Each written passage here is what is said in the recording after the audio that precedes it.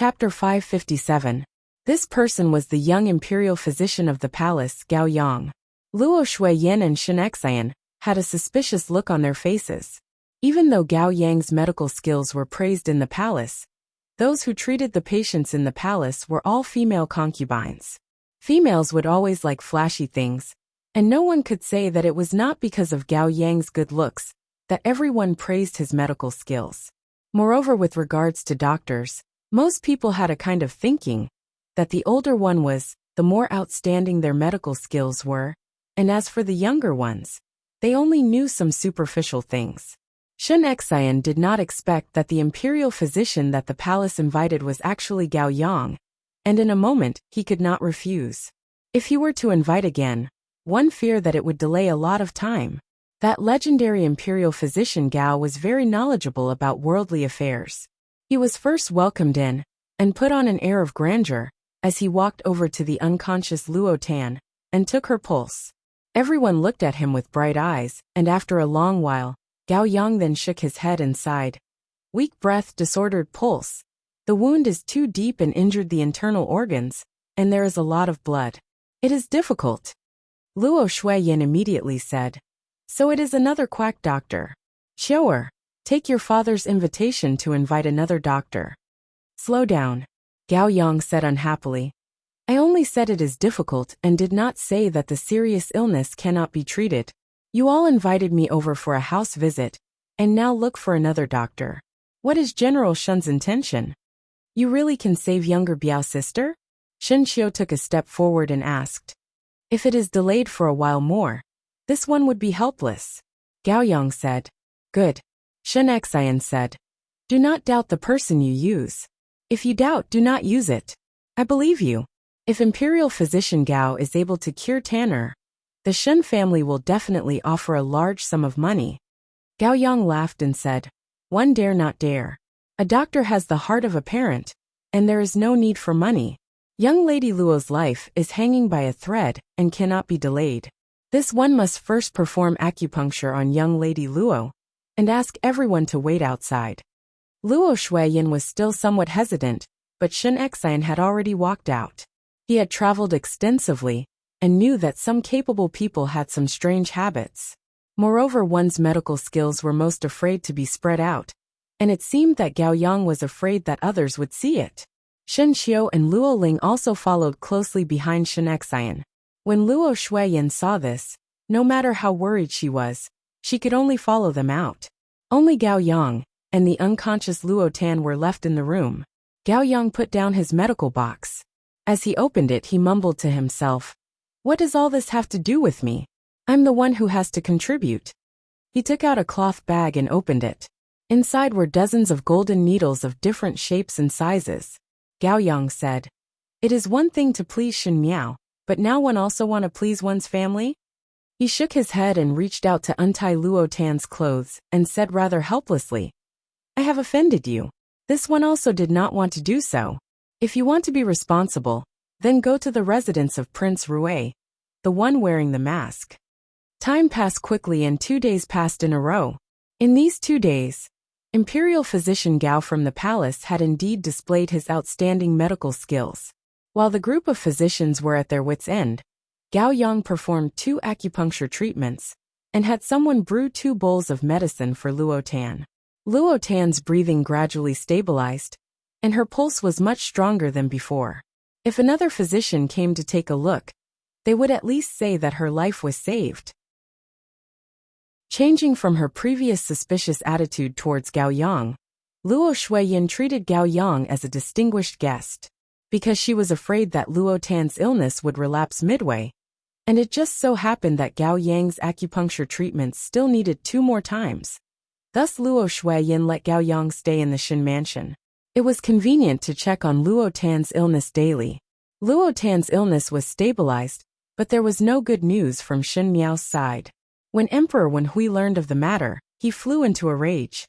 Putting aside his prejudice against Shen Xian, someone had kidnapped a daughter of an official's family under the feet of the Son of Heaven, especially when the Qing country and the Great Liang's envoys had not left. Was it not a clear indication that there was a rebellion in the Ding capital, and the commoners could not live and work in peace and contentment. Thus he acquiesced to Shen Xian's actions of searching for a female. Chapter 558. But even after digging 3 feet into the Ding capital, one could not find Shen Miao's whereabouts. It was as if those people had vanished into thin air. The common people's families had been checked from house to house, so the next step of investigation would be to investigate those official households in the Ding capital. But the relationships between the officials were complicated, and if one was not careful, it would cause great chaos. Thus Emperor Wenhui was not willing. Thus they fell into a stalemate. The soldiers patrolled the streets all day, and the public security in the Ding capital was much better. But to the Shen family, it was tantamount to a raging fire, making them even more anxious. In the study of the residence of the Marquis of Lineage, Xie Changwu and Xie Changchao were chatting. Xie Changwu said, "The Shen family is watching too closely, and we have no way to transport Shen Miao out. If this goes on, one feared that Princess Mingyan would blame." In fact, Princess Mingyan was already angry, even though the Xie brothers had successfully captured Shen Miao. But Princess Mingyan now hated Shen Miao to the bones, and could not wait to see Shen Miao reduced to the brothel, where she could neither live nor die. Who knew that because Shen Xian had created such a big scene outside to search for someone, Xie Changwu and Xie Changchao dared not act rashly, and Shen Miao had been locked up in the secret chamber of the residence of the Marquis of Lineage. So how could Princess Mingyan, who was an impatient person, endure it? Early in the morning, someone was sent over to warn Xie Changwu that if he did not send Shen Miao out, then the previous transaction would be invalid. In front were Shen Xian's subordinates going door to door to take stock, and behind was Princess Mingyan's indiscriminate pressure. No matter how astute Xie Changwu was, he could not help but feel a headache. Second older brother need not be anxious. Shen Xian is very powerful, and we naturally need to ensure that we are not exposed. Xie Changchao said, "I'm not in a hurry, but the princess is urging me very much."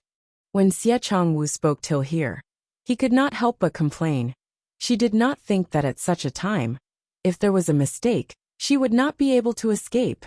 "Enough," Xie Changchao said. "What the princess wants to see is nothing more than Shen Miao being humiliated by others. Even though we cannot send Shen Miao out, we can send people in. It was not illegal for the residents of the Marquis of Lineage and to recruit rough servants, and by people from the Momo's hands. Right? There shouldn't be anything suspicious, right?" Xie Changwu was stunned. Not bad. Princess Mingyan only wanted to see someone humiliate Shen Miao. Now that the situation outside was tense and Shen Miao could not be sent out, why not bring outsiders back? If Shen Miao were to become an exclusive slave, would it satisfy Princess Mingyan's mentality? "Third brother, you," Xie Changwu said. "You have already thought of it? Father has a social event with the Minister of Revenue today. You and I cannot be absent at the same time. Otherwise we will be suspected." Xie Changchao said, "Second older brother, you go first. I will get the mama in charge to buy a few servants. After the matter is done, then report to the princess." These days, because they were since they were they to Shen to the matters to Shen, they that Shen affairs. Xie NNNNN, they Xie that they to meet. They and people. Young people and in Xie. Changhe and Xie to buy to say. Third Xie people too. Xie Changchao complied.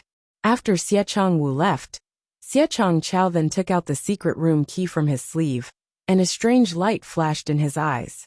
Shen Miao stayed in the secret chamber for 2 days. Even though she did not know how long it was, she could guess from the number of times the food was sent. Her heart could not help but sink. It had already been 2 days, and since these people did not make a move on her, it meant that Shen Xian's movements were really big. However, no one had found this place even after making such a big commotion. This could only mean that the Xie brothers' bargaining chip was correct. It was very difficult for anyone to think of this place. While he was deep in thought, he heard footsteps outside and the door was pushed open. In the dim light, that person met Shen Miao's gaze and was startled for a moment before smiling. "These few days you always pretend to be asleep every time I come. Why not today?" Chapter 559. Xiachong Chao was somewhat similar to Xiachong Wu, but compared to Xiachong Wu's forbearance, he was more impetuous. At this moment he walked closer to Xin Miao, and saw that Xin Miao had already used up half of the water and rice. He clicked his tongue twice and said regretfully, "Not only your Princess Highness. Actually, I also want to see how a young lady looks like when she eats like a dog. Why did you not wait for me?" Shen Miao looked at him coldly. For a moment, Shen Miao felt that she could understand why Xie Jingxing hated these two Shu younger brothers, just like Shen Qing and Shen Yu. Shen Qing and Shen Yu still had to cover up their evil intentions, but Xiachong Wu and Xiachong Chao had the face of a villain, and did not even bother to cover up their viciousness. Seemingly angered by Shen Miao's contemptuous gaze, Xiachong Chao suddenly pinched Shen Miao's chin and forced her to stare at him. Xiachong Chao said, "Shen young lady still do not know. General Shen and Shen Foreign are currently searching for your whereabouts in the entire Ding capital. There is a reward of 10,000 taels of gold, but unfortunately no one has claimed it. Say, if I were to send you out, would I be able to get 10,000 taels of gold?" Shen Miao did not speak. "Unfortunately, I am also working for others and naturally cannot let you out so easily." Xiachong Chao smiled again. "Do not worry. After today, your days will be slightly better. Her Princess Highness originally planned to sell you to a low-grade brothel, but unfortunately General Shun is chasing too hard. Thus we can only open the brothel in the Marquis residence." Shen Miao's eyes slightly sunk. Seemingly very satisfied with Shen Miao's attitude, Xiachong Chao leaned closer to Shen Miao and almost whispered in her ear in a strange tone. "In the morning I instructed the mama in charge to recruit a few burly men to look after the courtyard. They must be the kind of strong farmers. Say, after tonight, will you still have the strength to glare at me?" Shen Miao's eyes hung down, and the hands in her sleeves secretly touched that hairpin with a hook. These 2 days she was not idle, and with an incredible perseverance, she slowly used the hairpin to grind the ropes on her hands and feet. She estimated that until now, the ropes on her hands and feet would only have a little bit of connection, and she would be able to break free with a light struggle. At that time, she would use the hairpin to blind Xiachong Chao's eyes. In this world, the road is walked by oneself. The so-called dead end is just because one doesn't have the courage to try it. Xiachong Chao said, "But I am not willing to hand over such a delicate little beauty like you to others. An official's daughter, with soft skin and tender flesh." He bit heavily on the 2 words daughter and smiled. "Why don't you let me enjoy it first? Back then, that little bastard Xie Jingxing seemed to treat you differently."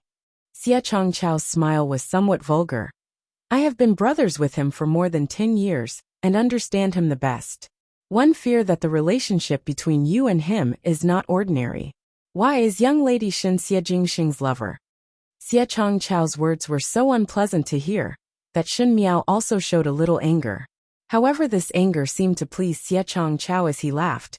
"It does not matter if you are his mistress. For so many years, that little bastard had suppressed us 2 brothers in the residence of the Marquis of Lin, and for so many years. Today I will sleep with his woman, and this feeling is not bad." He smiled evilly. "Young lady Shen should thank me. Your first time is given to me, a young master of an official's family. It is much better than those peasants rolling in the mud. After me, you will then know what is called real rudeness."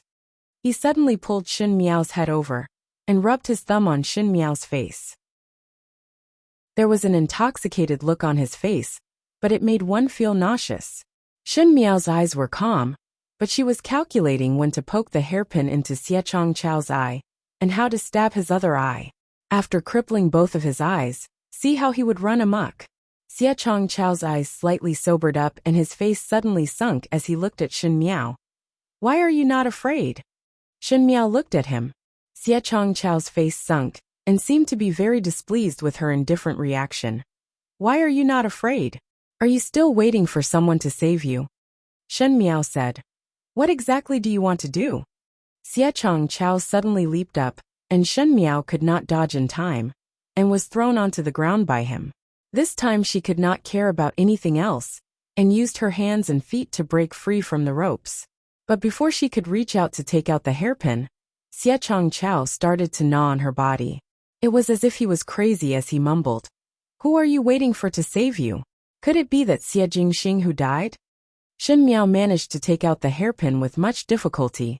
Xie Changchao's back was facing her, and his face was buried in Shen Miao's neck, as he was about to tear off her clothes. Shen Miao's eyes were cold as she raised her hand, and was about to stab at his back. But when her peripheral vision swept to the door, she suddenly stopped. Do you think that Xie Jingxing will come and save you? Xie Changchao shouted. That little bastard has already been skinned and beheaded. He died until not even his bones were left. A calm and restrained majestic voice sounded faintly in the empty secret room. Is it? Chapter 560. Really? A male's low and deep voice sounded in the spacious secret chamber. This voice was very calm, and could even be said to be pleasing to the ears, but at this moment, it seemed to have a power that made one's heart palpitate, making one's hair stand on end. Xie Changchao was surprised for a moment, and let go of Shen Miao in a lightning speed, before turning his head to look at the incoming person. There were bull horns hanging on the walls of the secret chamber, and torches were placed in the horns. The burning torches were bright, and the dim secret chamber seemed to be divided into two parts. The person on the other side was standing in the dark, and with the dim light from the torches, his appearance could be vaguely seen. It was a young man with an extremely tall and straight stature. He wore a dark-colored cloak made of embroidered rat fur, revealing a violet gold brocade robe, deerskin green boots, and a dark gold belt. Even in such a gloomy place, it didn't conceal his noble aura in the slightest. And he was wearing a half-silver mask on his face, which clearly had an extremely cold color, but under the illumination of the torches in the secret chamber, there was some warmth that made one involuntarily attracted. Xie Changchao was sluggish for a moment before suddenly calling out, Your Highness Prince Rui! He had seen this person at Ming Qi's tribute banquet, and also met this person at the Crown Prince's Eastern Palace banquet. If the person wearing the half-silver mask was not Prince Rui of the Great Liang, who else could it be? But why would Prince Rui of the Great Liang suddenly appear in this place?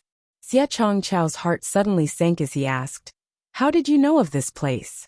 This was the secret chamber in the residence of the Marquis of Lineage, and even if Prince Rui had the ability to sneak in, he would definitely not be able to find this secret chamber.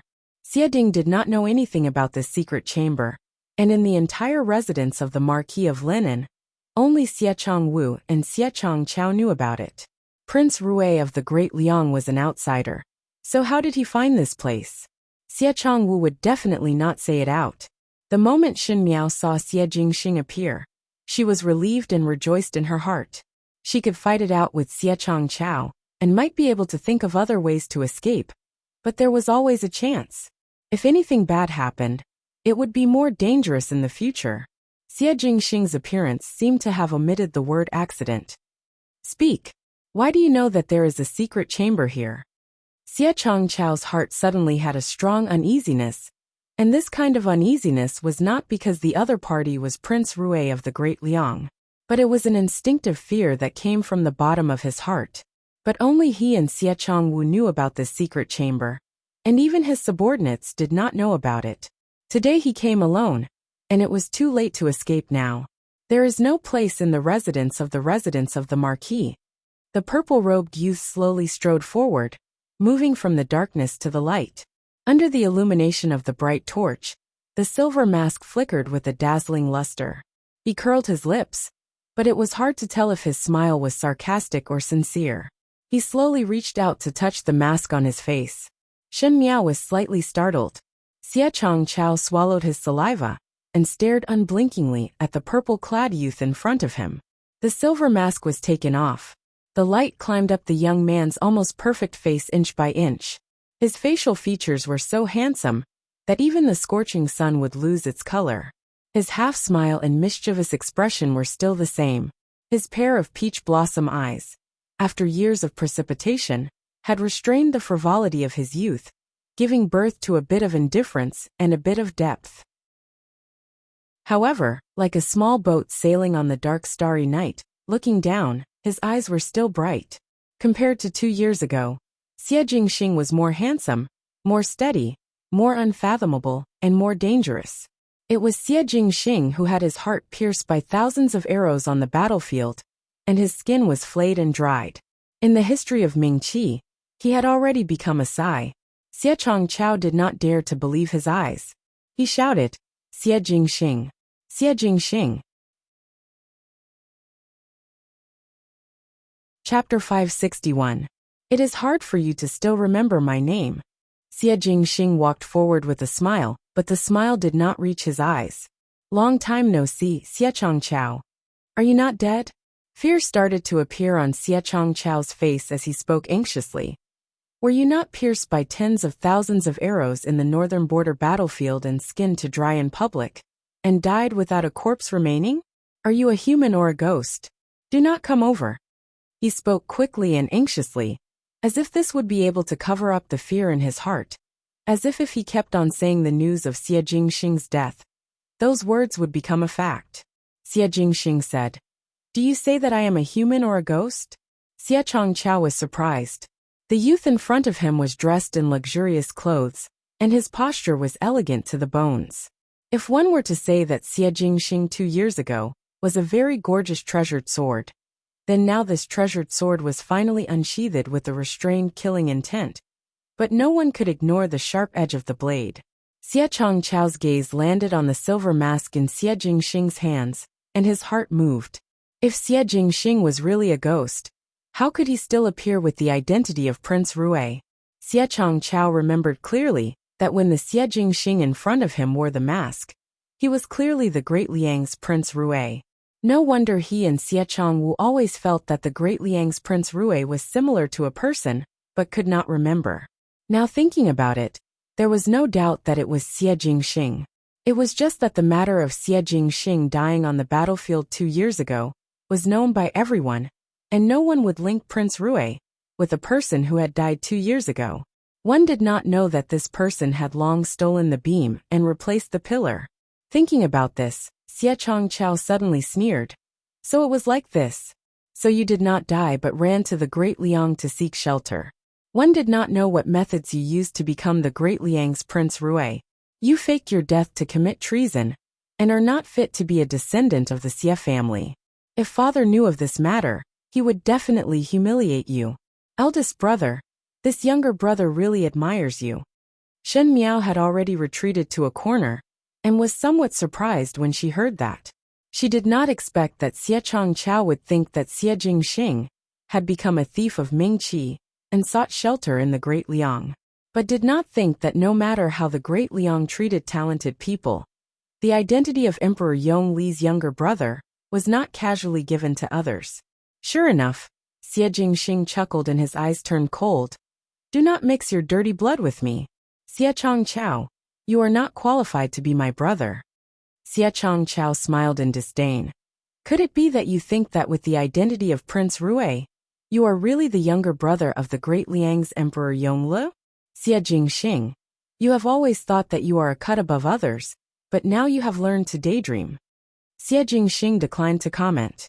When Xie Changqiao saw this, his expression slowly changed and he said, You are really Prince Rui of the Great Liang? So, Xie Jingxing stared at him. Did I tell you not to touch my things? Xie Changqiao was startled. Ever since he and Xie Changwu were young, they hated Xie Jingxing. The servants of the residence of the Marquis of Lin, and were originally old people who followed Princess Yuqing, and when they gathered together to talk, Xie Changqiao heard that it was Madame Fang who forced Princess Yuqing to death. Xie Changqiao did not know that Princess Yuqing, who died when they were born, but he hated Xie Jingxing. There was no other reason, but because Xie Ding doted on Xie Jingxing for no reason. Xie Jingxing forever occupied the best things in the residence of the Marquis of Lin and food, clothing and toys.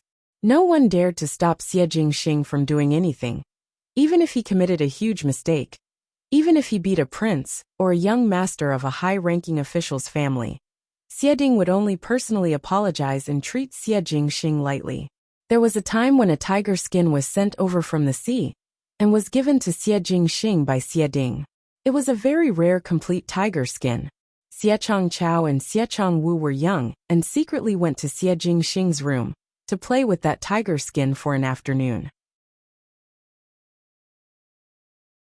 Chapter 562. Afterwards, when Xie Jingxing returned, Xie Changchao would always remember Xie Jingxing's expression. Xie Jingxing looked at the fur that was crawled over by the Xie Changchao brothers and casually let the housekeeper take it and burn it. He said, "Do not touch my things. Dirty." Xie Ding scolded the two Xie brothers, but did not scold Xie Jingxing, who made a big fuss over a minor issue. From that time onwards, Xie Changchao had an obsession with Xie Jingxing's things. It was the same for Shen Miao. So when he heard Xie Jingxing's words, he immediately laughed and looked at Shen Miao, who was at the corner, before saying maliciously, "Xie Jingxing, so what about it? I touched your woman, and you want to be like in the past and burn her? I just touched her. Do you find it dirty?" Shen Miao's gaze was heavy. Xie Changchao indeed had the ability to make others want to kill him the moment he opened his mouth. Not to mention Xie Jingxing, who had a strong temperament. Even with her good temper since her rebirth, she also wanted to drag Xie Changchao out and behead him. She is not the same as the tiger skin. Xie Jingxing smiled gently. That year the tiger skin was worthless in my eyes, so I burned it. Now, his eyes were cold, and the words he said were gentle, but there was a biting chill. I thought that you were too dirty, so it is better to burn you. Xie Changchao first smiled in disdain, but as he smiled, he saw Xie Jingxing's calm and unruffled expression, and suddenly he could not smile anymore. Xie Changchao sat on the ground and took a step back. He resisted the fear in his heart and said, "What do you want to do?" "Xie Changchao, after so many years, you still did not make any progress." Xie Jingxing seemed to be somewhat disappointed with his reaction and sighed. "You have seen my face. Do you think that I will let you live?" Shen Miao actually felt that it was somewhat funny. Xie Changchao was like a child in front of Xie Jingxing, so it was no wonder that Xie Jingxing would feel disappointed. Early on, when Xie Jingxing took off his mask, Shen Miao was clear in her heart that Xie Changchao would not be able to walk out alive today. Xie Changchao's eyes revealed a deep fear as he said, "You do not dare. I am father's son, and this is the residence of the Marquis of Lineage. If you kill me, others will find out your identity, and you will not have a good time." "Do not worry." Xie Jingxing smiled gently. "Today the Marquis of Lineage and Xie Changwu will attend the banquet and return at night. No one will discover your whereabouts." He said, "Seeing that you've called me big brother for so many years, I'll take care of you, and won't leave you alone on the road to the Yellow Springs. Xie Changwu will come down to accompany you. There is no need to say thanks." Xie Changchao seemed to finally believe that Xie Jingxing was serious, and stood up to run outside. But he was not Xie Jingxing's opponent 2 years ago, so how could he escape from Xie Jingxing's hands now? Before he could even see clearly, he was kicked in the knee from behind, and in the blink of an eye, his throat was stuck. Just as Shen Miao was looking, suddenly there was darkness in front of her, and something was in front of her. When one reached out, it was Xie Jingxing's cloak. Xie Jingxing used the cloak to cover her head and said, "Don't look." The tone was gentle, but the other end was mercilessly tightening Xie Changchao's throat, and one could clearly hear the crisp sound of the bones in the secret chamber. With a dong sound, Shen Miao pulled the cloak off her head. Xie Jingxing had already used a handkerchief to wipe his hands, and Xie Changchao was lying on the ground with his eyes wide open. It was obvious that he was no longer breathing. Xie Jingxing's moves were decisive and ruthless. It was the first time Shen Miao saw him kill. But seeing his calm expression, she could not help but sigh in her heart. She handed the cloak to Xie Jingxing, and when Xie Jingxing saw it, he swept a glance at her and turned his head away. "Keep it for yourself." Chapter 563. Shen Miao followed his line of sight, and discovered that when she was struggling with Xie Changchao, her clothes were torn by Xie Changchao. Now she was exposed, and even the dudu could be seen. She was surprised for a moment and scolded Xie Changchao in her heart, before covering herself with Xie Jingxing's cloak. Xie Jingxing's cloak was too big for her, and the front buttons could not be buttoned up. Thus Shen Miao could not do it for a long time. Xie Jingxing saw that she did not react for a long time, and turned his head. Just in time to see that Shen Miao was still doing the buttons of the cloak. So he walked over and squatted down in front of Shen Miao. He took out the belt from the collar of the cloak, and tied it properly for Shen Miao. His hands were very good-looking, the joints were clear and slender, and the action of tying the belt was dexterous and gentle, if one ignored his cold face. Shen Miao looked up at him. Xie Jingxing's eyelashes were extremely long, and when they drooped down, his sharp eyes became soft, showing a rare gentleness. He was concentrating on tying the knot, but from the beginning to the end, he had a cold face, as if he was in a bad mood. But one did not know who had provoked him. After tying a strong bow knot, Xie Jingxing had yet to stand up when Shen Miao said, "Actually, you do not need to kill him." She was talking about Xie Changqiao. Xie Jingxing actually did not need to kill Xie Changqiao, as what Xie Changqiao said was right. Even though he was a Shu son, he was after all Xie Ding's son. Even though one did not know why Xie Jingxing stayed in Mingqi, but this would definitely bring him some unnecessary trouble. He saw my face, thus one cannot leave him alive. Xie Jingxing said. Shen Miao rolled her eyes in her heart. No one wanted to see Xie Jingxing's face. And from the beginning till now, it was Xie Jingxing who took the initiative to take off his mask. Xie Jingxing basically had the intention to kill Xie Changqiao, so there was no need to find such a far-fetched reason. Go out less in the future, Xie Jingxing said. If I came any later, something would have happened to you today. When he said those words, he slightly frowned and had a cold face, with some appearance of inculcating. Shen Miao was speechless for a moment, and thought for a moment before saying, "How are my father, mother and eldest brother now?" The entire Shen family's army was dispatched and searched from house to house in the Ding capital, but returned without any success. Xie Jingxing said. No one guessed that you are hiding in the residence of the Marquis of Lin, and pausing, he then said, Luo Tan's injuries are very serious, and she has been unconscious. Gao Yang had already gone to the Shen mansion to save her, and one heard that the situation is not bad. Luo Tan is injured. Shen Miao was surprised for a moment. Why is the injury so serious? A knife wound. Xie Jingxing turned his head and looked at Shen Miao. You do not know? Shen Miao shook her head. At that time I was knocked unconscious and brought onto the horse. I don't know what happened after that. After a moment of silence, Shen Miao suddenly thought of something and looked at Xie Jingxing. Luo Tan was injured and did not wake up. So how did you find this place? Xie Jingxing was somewhat puzzled. What do you mean? Shen Miao's heart moved. Luo Tan was seriously injured and unconscious, so naturally it was impossible for her to see Xie Jingxing, and it was also impossible for her to tell Xie Jingxing about what she entrusted to him. Then Xie Jingxing coming to save them was his own idea?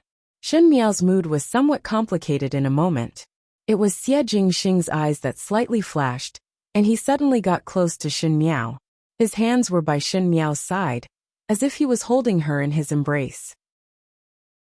He said with his lips raised, From your meaning, you let Luo Tan look for me? Ask me for help. Shen Miao pushed him away.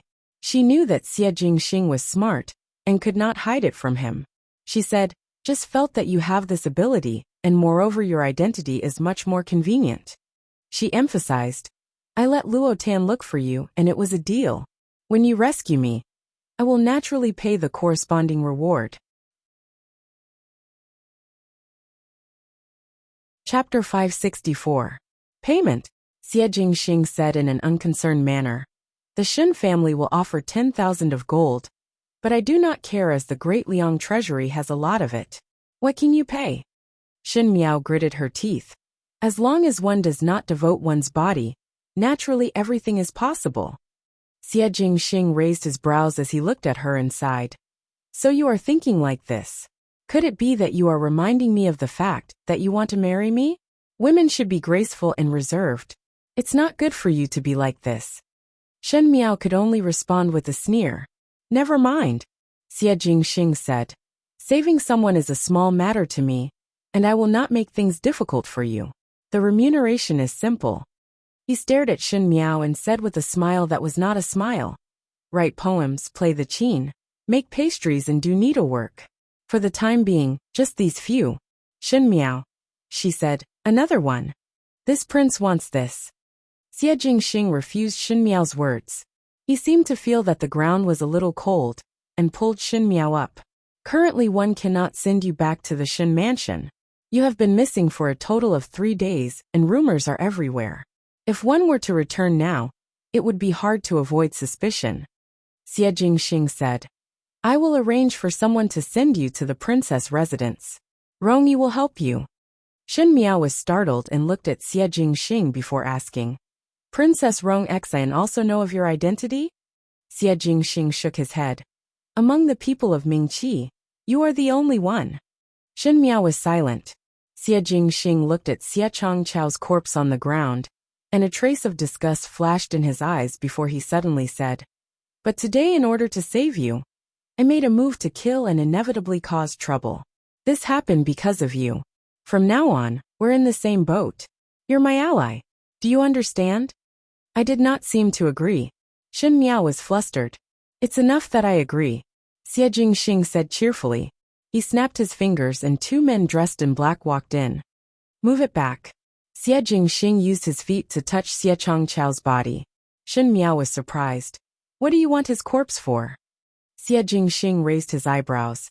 There is a great use. Tai Yi and Nanqi carried Xie Changchao's corpse out. It was also fortunate that Xie Changwu and his brother had built such a secret chamber that even the servants in the residence of the Marquis of Lin and did not know that there was a tunnel dug in the secret chamber, and one could directly go outside. It was much easier to walk. It had been a long time since a guest came to the princess mansion. Ever since the news of Xie Jingxing's death on the battlefield spread, Princess Rong Xian fell seriously ill, and after recovering, it seemed that the illness had taken root, and she rarely attended imperial family events. He left the princess mansion less and less often, and even when people came to visit, he refused to see them. Everyone knew that this was because Xie Jingxing was dead. Princess Rong Xian did not have any sons in her entire life, and only treated this nephew as her own son. Originally, when Xie Jingxing was alive, he would visit the princess residence every few days. But after Xie Jingxing died in battle, and Princess Rong Xian had such a strange temper, it was almost deserted. But today, there was a guest in the princess's mansion. The maid that was sweeping outside was an old servant in the princess residence. And with one look she could tell that the young lady sitting in the carriage had come to the princess residence 2 years ago. At that time Princess Rong Xian had warmly received her, and was called Shen something. That maid could not remember clearly. But the person who reported did not have to wait for long before he saw Princess Rong Xian's personal female official rushing out and welcoming the female guest and the guards by her side. When the remaining few maids who were sweeping saw this, they gathered together and whispered, "Which family's young lady is that?" The princess had not seen any guests in these 2 years, and actually saw one today. Looking at that appearance, it seemed that she could not wait. Most likely she had some friendship with the princess in the past. It is rare to see such a person. Chapter 565. 2 years ago she also came over. At that time Shigugu, who was by the princess's side, also sent her back to the residence. She is surnamed Shun. The maid at the outermost who was trying to recall suddenly had a flash of inspiration and slapped her head. I remember that young lady's name. That young lady is not the daughter of the formidable great general, Shen Miao. Everyone was first enlightened before their eyes became very interesting. They naturally recognized Shen Miao. Recently there was an uproar in the Ding capital. She had disappeared for 3 days, and Shen Xian was even willing to offer 10,000 taels of gold to save her. Everyone guessed that Shen Miao had met with an accident, and did not think that the main topic of discussion would actually appear in the princess residence. What was Shen Miao doing in the princess residence? Shen Miao sat in the main hall, and the maids came over to serve her tea and snacks. But at the end she could feel some eyes that were quietly sizing her up. Shen Miao calmly accepted it. If someone recognized her, they would naturally find it strange that she would appear in the princess residence. But there was no choice. Just like what Xie Jingxing said, she had returned to the residence alone and could not stop the rumors from happening. One had to find a person of high status and power to prove it for her.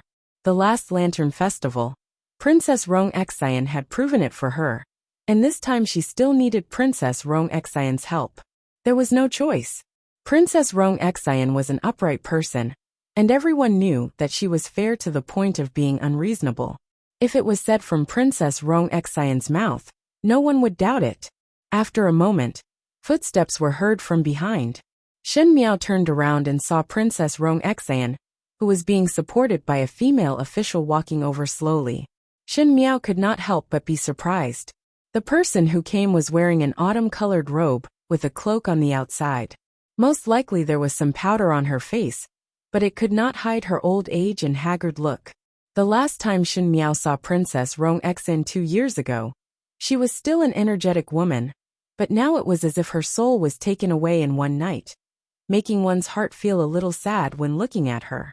Even in the previous lifetime when Shen Miao reached the end, when Princess Rong Xian had really aged, she did not have such a haggard look. And Shen Miao was well aware of the reason for all of this. It seemed that the news of Xie Jingxing's death was a huge blow to Princess Rong Xian, that she had become this haggard in 2 years. She got up and greeted Princess Rong Xian. When Princess Rong Xian saw her, she revealed a nostalgic expression, and there was a smile on her lips. Not seeing you for 2 years. At that time General Shun left in a hurry, and Ben Gong did not have the time to let people send you some farewell gifts. When you returned to the capital, Ben Gong caught a cold, and did not attend the tribute banquet. Thus there was no chance to see you. She sat down in front of the table, and indicated for Shen Miao to sit down. Shen Miao nodded her head slightly. It should be this official's daughter who came to visit. Previously I knew that you were good-looking. Princess Rong Xian smiled as she looked at her. Seeing you now, it is what Ben Gong's heart thought. Since young you are a beauty, and now you are more outstanding. If this consort's nephew was still alive. Her voice slowly trailed off and a trace of pain flashed through her eyes. But she couldn't continue. Shen Miao also did not know what to say. It was Princess Rong Xian who started laughing again. Ben Gong always say such unhappy words. Every time, he would tell himself not to think about it. But in the end, he would always think about it. Who told you to be unhappy with this consort? You are also sad. Ben Gong only cared about my own sadness, and did not think about how you would feel after hearing it. It is really Ben Gong's fault. Princess Rong Xian was such a tough person in her bones, but she actually apologized to others. Shen Miao's heart was somewhat surprised, but there was even more sympathy. Xie Jingxing's identity could not be explained to Princess Rong Xian. But from Princess Rong Xian's point of view, the nephew that accompanied her for so many years died so miserably on the battlefield. One could imagine the pain in her heart. Princess Rong Xian smiled. Ben Gong have heard of your matters. Do not worry, 2 years ago Ben Gong helped you. This time Ben Gong will naturally help you.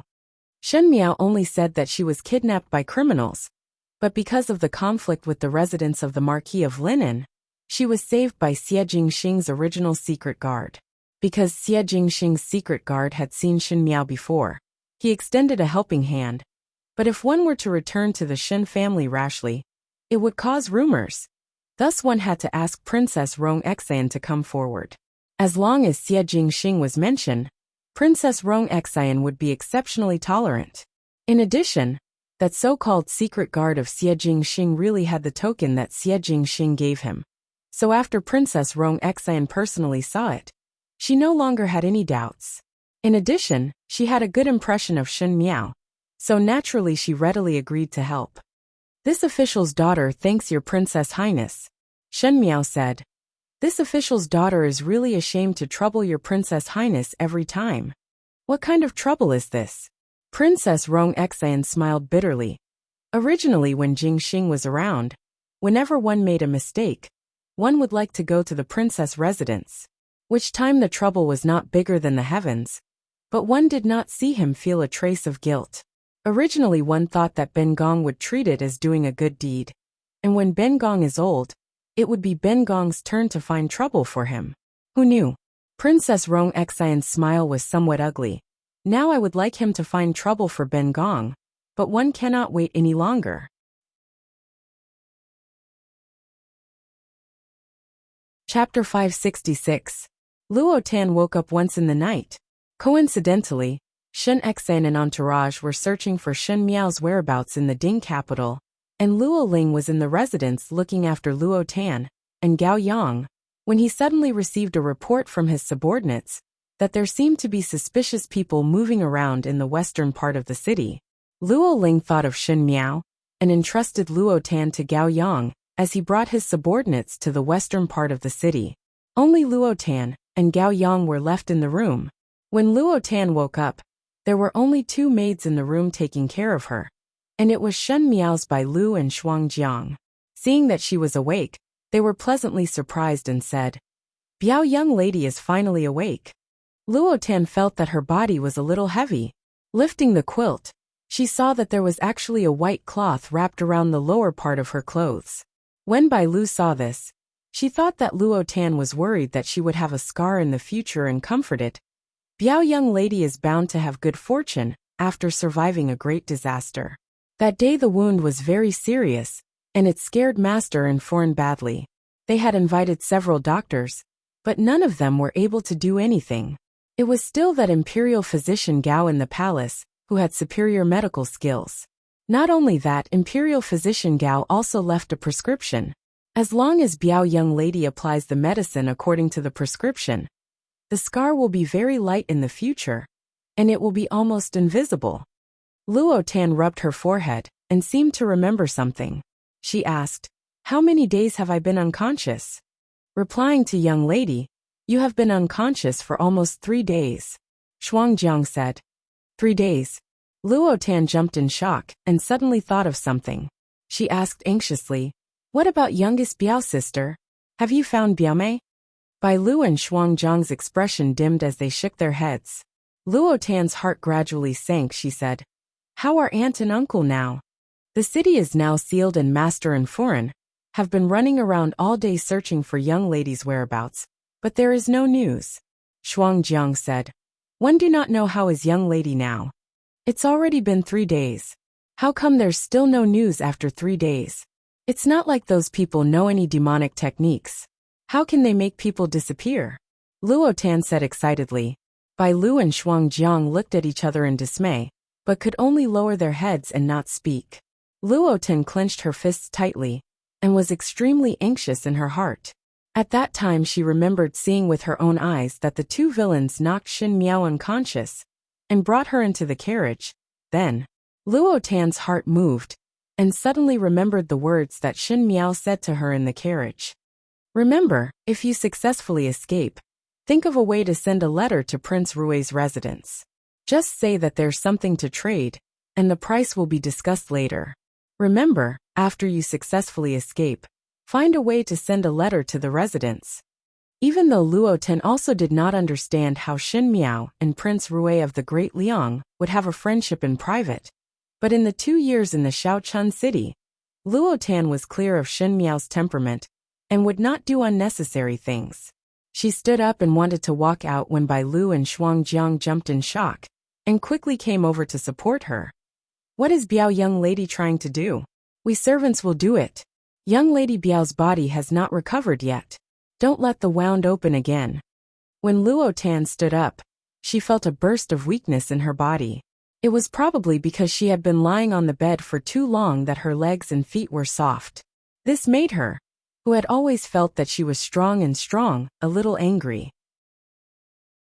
However, she said, "I have some things to do, don't worry about me." Before he finished speaking, he heard an unfamiliar male voice from outside. "Where are you going?" Luo Tan raised her head and saw a young man walking in from outside the house. This man was dressed in white and had the appearance of an elegant young master. He was also quite good-looking. He bent down and casually placed it on a small table. He took out a fan from his waist and waved it gently. He asked again, "Where are you going?" Luo Tan frowned. "Who is he?"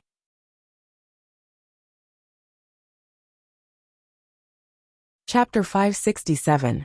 Shuang Jiang quickly said, This is Imperial Physician Gao from the palace, and it was he who treated Biao young lady. Now he is staying in our Shin mansion, and it is convenient to change Biao young lady's medicine." Luo Tan frowned. Even though Luo Tan was somewhat masculine and lacked the delicateness of a female, she was the same as thousands of females and loved good-looking things. Previously in the Shaochun city, there would occasionally be a handsome young man on the stage, and Luo Tan would pull Shin Miao to reward that young man, which showed that Luo Tan attached great importance to a male's appearance. If it was on normal days, Luo Tan would most likely speak nicely to such a handsome white-clad gentleman, but now her heart was filled with Shin Miao, and even if she met a celestial being, she would not have the mood to appreciate it. She said, "Physician Gao, I have an important matter to attend to." Gao Yang couldn't help choking for a bit. He had heard people call him Darren Gao, or Imperial Dr. Gao, but he had never heard anyone call him Dr. Gao. This made him feel like he was a doctor in the marketplace, the kind of barefoot doctor that would rush out with a medical box when someone came to ask for it. This was something that Gao Yang, who had always been picky and self-respecting, could not tolerate. He glanced at Luo Tan again. The young girl's skin was not as fair and delicate as the women in the capital. It was a healthy wheat color.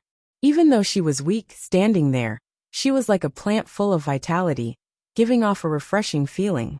She frowned as she stared at Gao Yang, and her pretty facial features became even more three-dimensional. It was Gao Yang's first time seeing a person who was stabbed 3 days ago, and could still be so lively after 3 days. Thinking of the first time he saw Luo Tan's frightening injury, Gao Yang could not help but exclaim in surprise. It was difficult for a normal male to persevere with that kind of injury, but Luo Tan, a young female, was able to persevere till she was discovered. Thus her desire to live was very strong. Gao Yang considered himself to be a person who had tender and protective feelings for the fairer sex, but he did not like Shin Miao, that kind of scheming tigress. Nor did he like Luo Tan, who was so strong and did not have the slightest tenderness of a female. He immediately said, "General Shun and Shun Foreign invited me to treat young lady, and after this one treated young lady ran around causing the old illness to relapse. This one cannot take the hat of not being able to cure, so one requests young lady not to casually walk around." Luo Tan was anxious, but she could only patiently explain to him, "I have something important to do outside. I will personally tell little aunt and uncle that this matter has nothing to do with you. Is that okay?" "No," Gao Yang said. "As an imperial physician, I have to be responsible for my patients." He emphasized the word imperial physician, hoping that Luo Tan could understand that he was different from those doctors in the marketplace. Luo Tan didn't notice his emphasis, so she said angrily, "You are a doctor. What right do you have to control me? Firstly, I am an imperial physician. Secondly, before Brother Luo Ling left, he entrusted young lady to this one. If young lady really have something important on hand, this one can make a trip for young lady. There is no harm in young lady saying it." Luo Tan bit her lips. At that time Shin Miao told her that the matter of Prince Rui must not be told to others, and it was because Shin Miao trusted Luo Tan that she told Luo Tan about it. Luo Tan had always been stubborn, and in addition to Prince Rui's sensitive identity, she knew that no matter what outsiders must not know, even Shin Miao's maids would not know. She glared at Gao Yang. "If young lady changes your mind, then it is better to drink the medicine first." After drinking the medicine, young lady's body will be better and naturally be able to handle the important matters, Gao Yang said with a smile. Luo Tan asked Bai Lu to bring a bowl of medicine, and drank it all in one breath with a gudong-gudong sound. She had a heroic appearance, and when she finished drinking, she placed the bowl of medicine down with a pung sound and said to Gao Yang, "Is this enough?" Chapter 568. This one admires. Gao Yang cupped his hands towards Luo Tan. Good medicine was bitter, and since it was brewed for Luo Tan, with Luo Tan's serious injuries, that medicinal concoction was unspeakably bitter, that one would feel uncomfortable just by smelling it. Luo Tan's expression did not change as she drank it down, and one had to praise what an unyielding man. Luo Tan said. I want to rest and trouble Dr. Gao to leave early. Bai Lu and Shuangjiang should also leave. I cannot sleep with others in the room. It is so noisy. Gao Yang went out with the two maids with a smile on his face. After everyone left, Luo Tan stood up and ran to the window to look out. Bai Lu and Shuangjiang were sweeping the courtyard at the other end. She quickly took out her outer clothes and cloak from the room and put them on in a few moments. After thinking about it, she took the few bottles of medicine on the table and put them in her sleeves before moving a stool out of the room and placed it in front of the window and started to climb out. Regarding the matter of sneaking out of the residence to play, Luo Tan and Luo Qian, the siblings, had mastered it to perfection when they were in the Shaochun city. At the end, even if Luo Liantai locked both of them in the room, Luo Tan and Luo Qian would still sneak out and do whatever they needed to do. So Luo Tan really did not put it in her heart when she was locked in the Shin mansion. The most urgent matter was to quickly go to the residence of Prince Rue to find Prince Rue. Luo Tan believed Shin Miao's words without a doubt and felt that as long as she could find Prince Rue, she would definitely be able to save Shin Miao. It was just that the wound on her waist had not healed, and a slight movement would cause pain. Luo Tan could not care about it at this moment, as she pressed on the wound and successfully climbed out of the window. At the other end, she familiarly found the corner of the courtyard and pushed aside the weeds by the wall to reveal a dog's hole before entering it without any burden. Luo Tan did all of this with ease and did not see the white figure standing far away, looking at her actions dumbfoundedly. Gao Yang simply could not believe his own eyes. Even if the Luo family was a military family, even if the Shaochun city's people were valiant, even if Luo Tan was an official's young lady, it would be hard for her to think of jumping out of the window and going through the dog's hole. Gao Yang thought that in Mingqi, Shin Miao was already considered a weirdo, but he did not expect that Shin Miao's Biao older sister would not be outdone. Indeed, it was a family that would not enter the same door. He shook his head but still followed. Luo Tan was going crazy. When she went out, she was afraid of alerting others, so she could not bring the Shin mansion's carriage. And after coming out, it was not good to find another carriage, so she could only walk over by herself. Even though the distance between the residence of Prince Rue and the Shin mansion was not far, but for someone like her who had just climbed back from the line of life and death, it was too far. However, Luo Tan did not give up. The willpower of the descendants of the Luo family was always a joke. Even the usually cheerful Luo Qian, when it came to serious moments, he could still hold on for a while. Since young, Luo Sui had taught the younger generation to never give up. Therefore, although Luo Tan felt dizzy and walked with difficulty, she never thought of giving up halfway. Gao Yang watched from afar.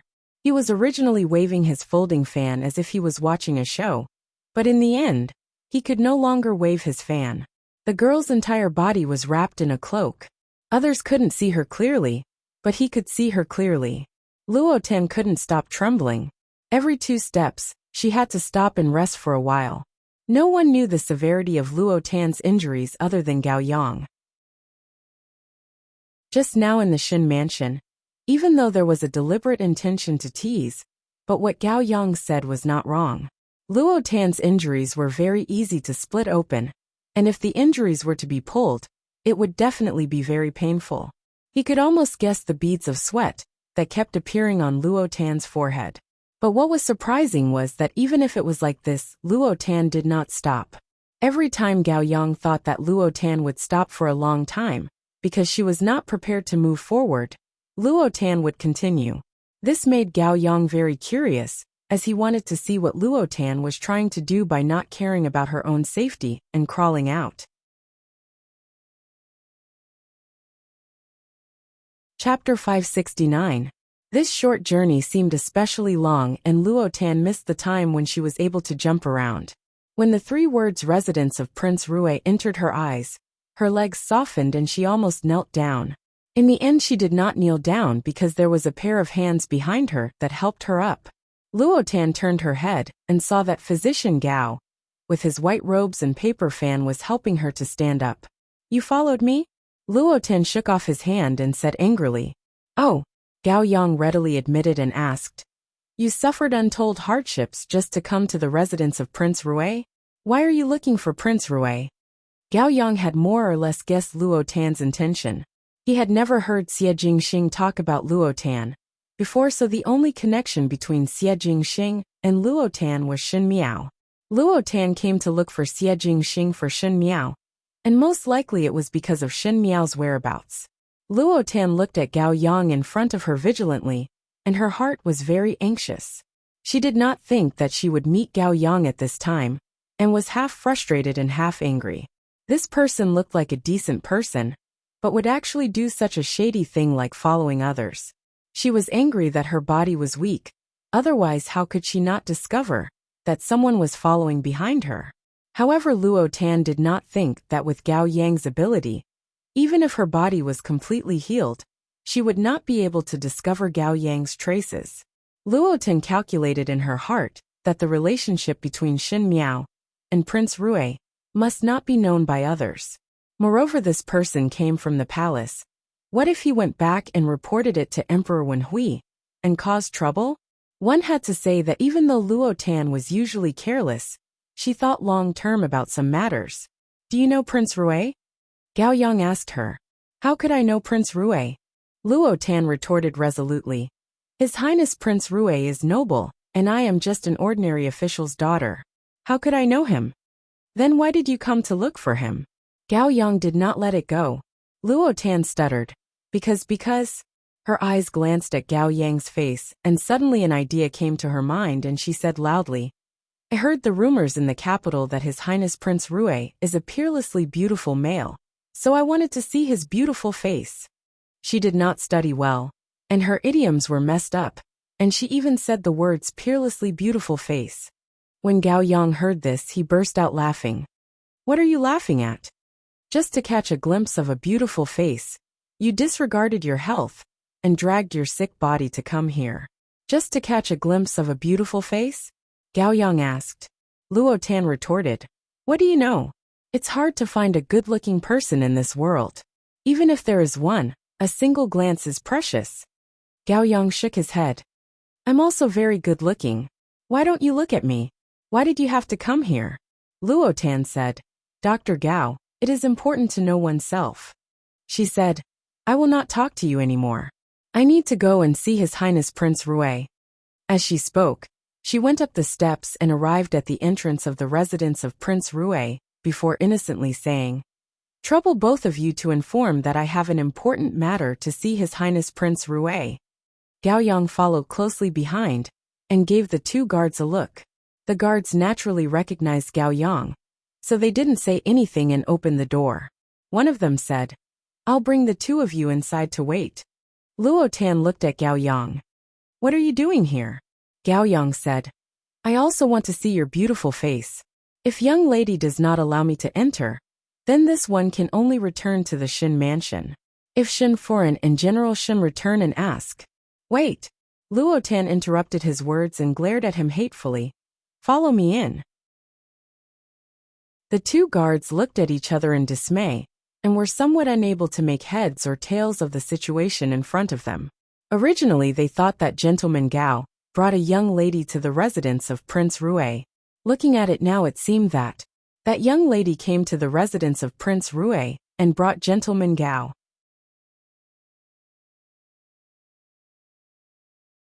Chapter 570. Gao Yang and Luo Tan waited for a moment in the main hall, and after half an incense stick of time, His Highness Prince Rui, who was wearing a mask, appeared. Luo Tan's heart was anxious. If it was in the past, this was the first time she had such close contact with Prince Rui. She would definitely open her eyes wide to see what kind of person Prince Rui was. However, the current situation did not wait for anyone. Every moment they waited, Shen Miao would be in more danger. She took a look at Gao Yang, who was still drinking tea, and said to Prince Rui, "May Your Highness Prince Rui step aside for a moment to speak." As Luo Tan waited nervously, Prince Rui nodded his head slightly. Luo Tan was secretly delighted in her heart, thinking that this Prince Rui was not as unapproachable as the rumors. After entering the isolated world, Luo Tan knelt down without a second word and said, pleading Your Highness Prince Rue to save my youngest Biao sister. She repeated what Shen Miao had taught her and finally said, Since youngest Biao sister believes in His Highness Prince Rue, this official's daughter also believed that His Highness Prince Rue will definitely be able to save youngest Biao sister. Even though this official's daughter was unable to take out anything at the moment, if youngest Biao sister was found, the Shen family would definitely reward Prince Rue. I beg Your Highness Prince Rue to save me. She kowtowed to the ground. Although Luo Tan also had pride in her bones, it was different from other people who would rather die than kneel to outsiders. Luo Tan was an honest person, and from her point of view, Prince Rue was after all part of the imperial family of the Great Liang, and it would not be a loss to kowtow. If one were to say some nice words to make him happy and save Shen Miao, then what was there to mind doing all these? She kowtowed happily, but she didn't notice that her action seemed to have startled the man. I understand, Prince Rue said. Luo Tan felt a little strange, but she couldn't tell what it was. She subconsciously said, Does Your Highness Prince Rue agree to rescue this official's daughter's youngest Biao sister? Prince Rue lightly nodded his head. Many thanks, Your Highness Prince Rue. Luo Tan kowtowed to him joyfully, and was about to stand up. Who knew that as soon as he stood up, his vision would go black, and he would suddenly fall down. He had actually fainted. Prince Rue jumped in shock and subconsciously reached out to scoop as he called out, Someone come! Gao Yang!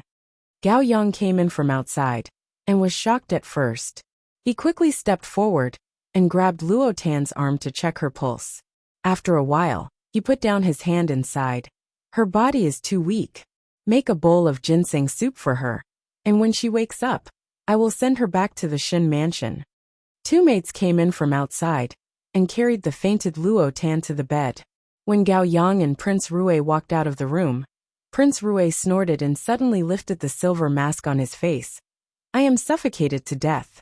Why do you want me to pretend to be third older brother?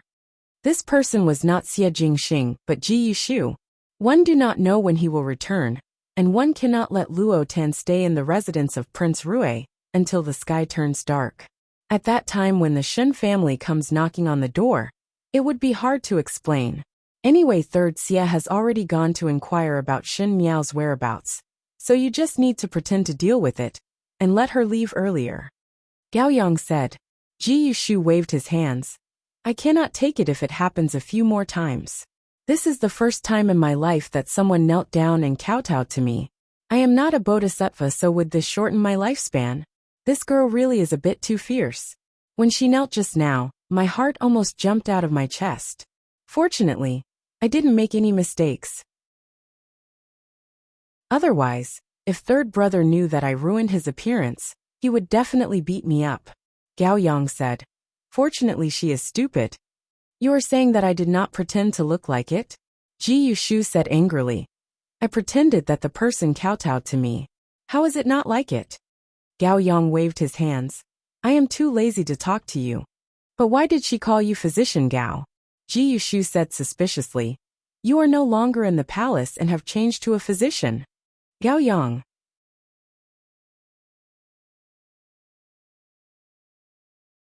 Chapter 571. When Luo Tan woke up, it was already evening.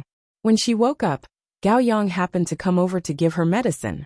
Luo Tan did not stand on ceremony, as she took the medicine, and gulped it down with a gudong-gudong sound. Gao Yang's mouth twitched at the sight of this heroine, who was not inferior to any man. After drinking the medicine, Luo Tan wiped her mouth and looked at the gradually darkening sky outside the window. I have to return. Where is His Highness Prince Rue? I will go and thank him. Gao Yang looked at her sideways. No need. Prince Rue had already left. If you want to thank him, it might be after tomorrow. Luo Tan was stunned at first, but then she was overjoyed. Thinking that Prince Rue had left so quickly, he must have gone to save Shen Miao. He had just told him about the matter, and he took action so quickly. It seemed that Prince Rue was also a kind-hearted person. Thinking about it, Luo Tan's impression of Prince Rue in her heart went up a level. Gao Yang looked at the suddenly happy Luo Tan and said, Since that's the case, let's pack up and leave. All right. Luo Tan happily got up from the bed and put on her shoes. She suddenly thought of something and asked, "Are you coming back with me?" "Naturally," Gao Yang said. "If not for General and Madam strongly urging me to stay, this one wouldn't want to either. There are still many noble ladies in the palace waiting for me to treat them," Gao Yang emphasized. Luo Tan looked at him with some sympathy. "Dr. Gao has been working too hard all day. If that's the case, you should hurry back to the palace. It won't be good if your work is delayed and your money is deducted." Gao Yang. Why did Luo Tan always say that being an imperial physician was a job that everyone could do? And he didn't even have any status? Gao Yang was puzzled. He gritted his teeth and said, "There is no need. I have already asked for leave from the Imperial Academy of Medicine." Luo Tan made a sound of eh. She turned her head and rolled her eyes, hiding the disdain in her eyes. As a man, he was quite handsome, but when he had nothing better to do, he went to follow a maiden, and even lustfully wanted to see Prince Ding's beautiful face. No matter how good his medical skills were, he had no medical ethics. Shameless. Sick in the head. No matter what. At the end, Gao Yang still followed Luo Tan back to the Shen mansion.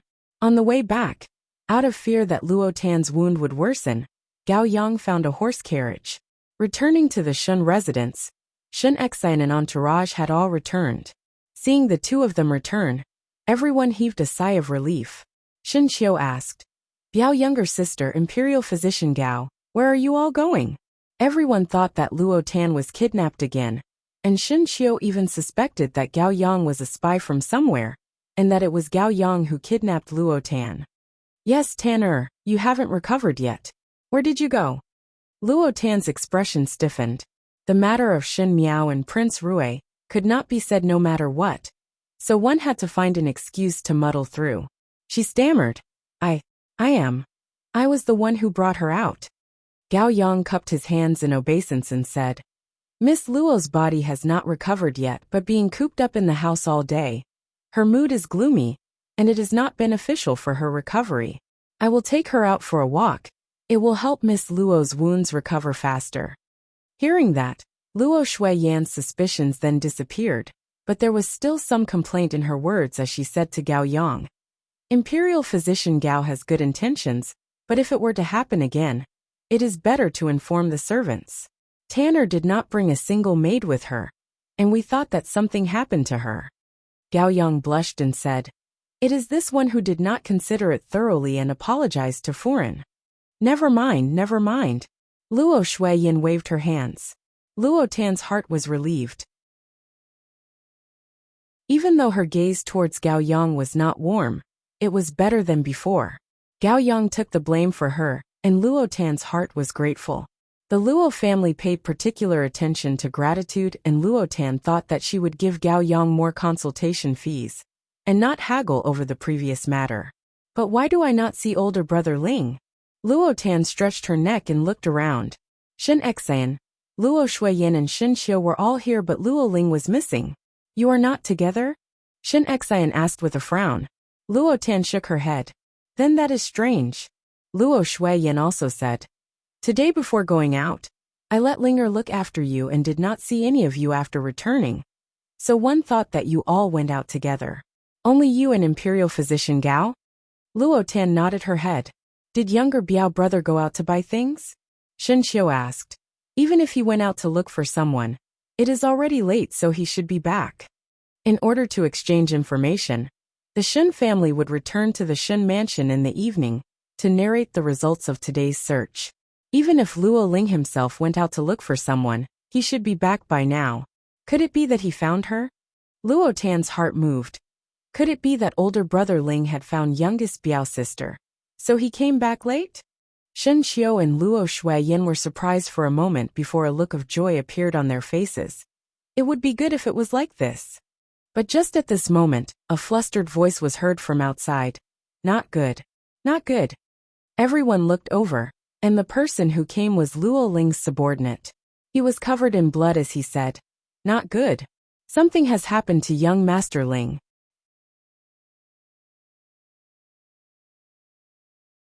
Chapter 572. Not good. Something has happened to young Master Ling. Everyone hurriedly walked out and saw someone supporting Luo Ling in. Luo Ling's right hand was full of fresh blood, and it was a ghastly sight. Older brother Ling. Luo Tan jumped in shock and saw that Luo Ling was being supported by someone. Even though he tried his best to endure the pain, his face was very pale, and big drops of sweat rolled down from his forehead. Imperial Physician Gao. Luo Shuiyan quickly said, "Trouble you to take a look at Luo Ling." Gao Yang had a helpless expression on his face. He originally thought that Luo Tan would be able to jump around now, and his task would be completed. One did not think that there would be another difficult to treat one. Could it be that they really treated him as a sitting physician? Even though he thought so in his heart, he did not show it on his face. Gao Yang said, "Help him into the room. I will take a look at him." When Luo Ling and Gao Yang entered the bedroom, Shin Xan angrily said to the subordinate who helped Luo Ling back, "What exactly happened? How did Linger get such a serious injury without rhyme or reason?" That subordinate was almost about to cry. "A group of us received a tip-off that someone seemed to have seen young Lady Shun's whereabouts. Young Master Ling brought us along to look for her, and later someone sent a note asking young Master Ling to go alone. Who knew that it was a trap? Those people seemed to be planning to scheme against young Master Chiu, but did not expect that it was young Master Ling who came. Young Master Ling fought with them, and those people launched a sneak attack and injured young Master Ling's right hand." That subordinate paused and revealed a worried expression. Young Master Ling had injured his right hand once when he was training his troops in the early years, and it was considered to have healed. But today the knife wound was on top of the old injury, and young Master Ling immediately did not feel well. Afterwards, when our people rushed over, young Master Ling was like this. Luo Shuiyan and Shin Xan did not know that Luo Ling's right hand was injured before, and when they heard it, they looked at Luo Tan and asked, "Linger was injured before?" Luo Tan nodded her head. "When one was young, one went hunting with eldest bow, and was chased by wild beasts in the mountains and fell down the mountain. Coincidentally, his hand was scratched by a sharp stone. The injury was very serious, and at that time all the doctors said that older brother Ling's hand would not be able to be saved. One did not think that older brother Ling was able to pull through. Everyone was aware of the seriousness of the matter. If Luo Ling had suffered such a serious injury in the past, now that he was injured, one feared that it would be even worse." Shen Qiu said, "Just who is scheming behind the scenes? Did you all see clearly who the other party is?" The subordinate shook his head and said, "Those people's martial arts are very good, and they don't look like normal villains. Their martial arts are above young Master Ling's. There's something fishy about this." Shin Xian said in a deep voice, "First it was Jiao Jiao, then it was Chiuer. It is obviously targeted at our entire Shin family. Damn it! If I don't find this person and skin him alive, my surname isn't Shun." Luo Tan said, "The most important thing now is to take a look at Brother Ling's injuries." Luo Tan was a little anxious. His injuries are so serious. The atmosphere in the room suddenly became tense. After the time it took for a stick of incense to burn, Gao Yang came out of his bedroom and closed the door. Everyone looked at him eagerly. Luo Tan couldn't wait to go forward and ask, "Dr. Gao, how is Brother Ling?" Gao Yang said, "I've already applied medicine for him. It's a deep knife wound, and there's poison on it. Although it's not a fatal poison, and I've helped him detoxify it. But what?" Shen Qiu asked. "But young Master Luo's hand was injured in the early years, and this time it is a chronic illness. The injury is not light, and in the future when he recovers, one fear that he would not be able to use his right hand to lift heavy things." Luo Tan took 2 steps back and suddenly looked at Gao Yang. "Unable to lift heavy things. What about weapons?" Gao Yang shook his head. Chapter 573. Luo Shuiyan accidentally broke the cup, and Shin Xian and Shin Qiu sucked in a mouthful of cold air at the same time. Luo Ling was a child of a military family, and this time Luo Sui let him follow Shin Xian back to the capital. It was to let him train in the Ding capital, so that in the future when they returned to the Shaochun city, it would be easier for him to take over the Luo family's army. Luo Ling also practiced martial arts since young, And now to let a person who practiced martial arts since young to not be able to use his right hand, it was almost like crippling the other party's martial arts. To Luo Ling, it was a big blow. Impossible. Impossible. Luo Tan went forward and grabbed Gao Yang's sleeves as she said anxiously. Previously, when older brother Ling was injured, those physicians also said that older brother Ling could not use his right hand, but later on older brother Ling recovered. Aren't you the best physician? When you saved me, didn't those physicians also said that I could not be saved? If you can save me, then you can definitely save my older brother Ling's right hand, right? Luo Tan and Luo Ling's relationship was very good, and they grew up together, so naturally she was unable to accept it. Gao Yang pulled back his sleeves and patiently said, "Young lady Luo, it is not that this one is not willing to save. It is because your older brother's injury is too serious." He said, to say something that would make young lady sad. This one say that one cannot treat. No one in this world can save. These words almost cut off everyone's last hope, and also meant that in the future Luo Ling could no longer use his right hand to hold a sword. How can it be? Luo Shuiyan almost fainted. How can I explain to eldest brother and eldest Sa? Does younger Biao brother already know about his own injury? Shen Xiu asked. Gao Yang nodded his head and said, compared to young Master Luo's injury, this one think that it is better to concern young Master Luo's emotions these few days. But for a person who suffered such a sudden change, it is inevitable that his heart would be hurt, especially young Master Luo, who is proud and arrogant. This matter to him is no different from a disaster, and if one does not persuade him, one fear that it would attract unnecessary trouble, and it would not be beneficial to the recovery of the injury. Finishing, Gao Yang picked up the medicine box at the side and said, "This one need to make a trip back to the palace, and need to prepare a few medicinal herbs. Later one will come back to the residence to perform acupuncture on young Master Luo. One will not stay any longer, and bid one farewell." These few days Gao Yang had been staying in the Shen mansion, and indeed he had not returned to the Imperial Hospital for a long time. Luo Shuiyan nodded her head. These days we have troubled Imperial Physician Gao. Xiu'er, go send Imperial Physician Gao off.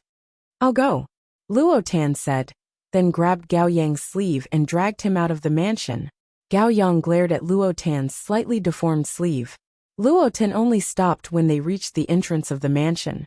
Luo Tan looked at him and hesitated for a moment before asking, "Dr. Gao, is my brother Ling's right hand really hopeless?" Gao Yang said helplessly, "I never lie." Luo Tan's expression showed some despair, and after a moment she said, "Since that is the case, thank you for helping me to cover up the matter in Prince Rui's residence." Cover up? Gao Yang looked at her in surprise. When did I say that I would cover up for you? Luo Tan stared at him dumbfounded. Did you lie for me in front of little aunt and uncle? I'm just pushing the boat along with the current. I'll discuss this matter with Miss Luo in detail when I think of the conditions of the transaction in the future.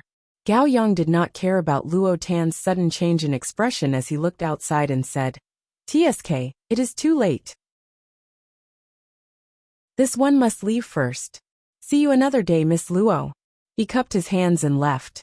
After calling him Dr. Luo so many times, if Luo Tan did not suffer a bit, Gao Yang would definitely not agree. Just as he thought about it, he heard a sound of grinding teeth behind him. "Have a safe journey, Dr. Gao." Gao Yang almost stumbled and fell. When Gao Yang's figure could no longer be seen, Luo Tan then sighed and prepared to return to the residence with a heavy heart, but saw a horse carriage rushing over from the other side. This horse carriage looked a little too gorgeous. Now that the sky was somewhat dark, Luo Tan could not see clearly.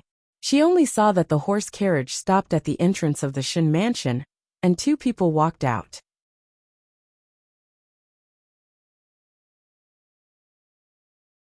Chapter 574.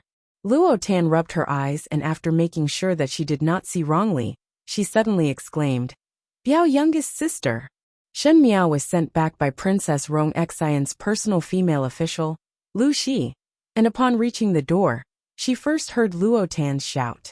Previously when she heard Xie Jingxing say that Luo Tan's injuries were extremely serious, Shen Miao was very worried in her heart, but upon hearing her shout, she was relieved. Luo Tan's shout directly alarmed Shen Xian and entourage inside. Everyone rushed over, and were somewhat in disbelief when they saw Shen Miao. Luo Shuiyin was stunned for 2 seconds before quickly stepping forward and hugging Shen Miao. Hot tears flowed down, Jiao Jiao. As if he just reacted, Shen Xiu also quickly ran over and shouted excitedly, "Younger sister, you have finally returned." Shen Xian also wanted to go forward. Shen Miao swept a glance at the surroundings.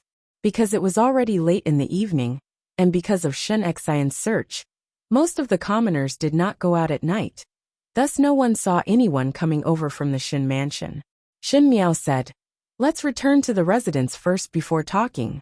In addition, do not make this matter known." Even though Shen Xian had some doubts, he also gave Shen Xiu a look. Shen Xiu quickly complied, and went out to instruct the servants outside before the entourage entered the residence.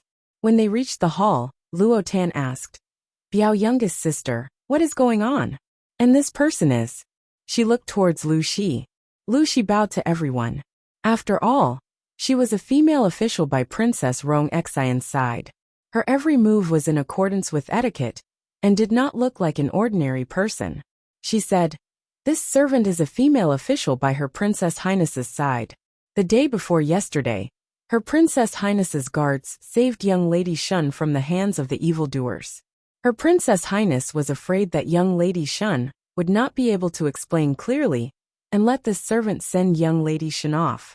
Now that the person has been sent off, this servant should return." 2 years ago at the Lantern Festival, Shen Miao was saved by Princess Rong Xian once, and 2 years later, she was saved by Princess Rong Xian again. If it was said to be a coincidence, it would make one think too much. Shen Xian and Luo Shuiyin were somewhat puzzled, and wanted to say something more when they saw Shen Miao standing up and smiling at Lu Shi.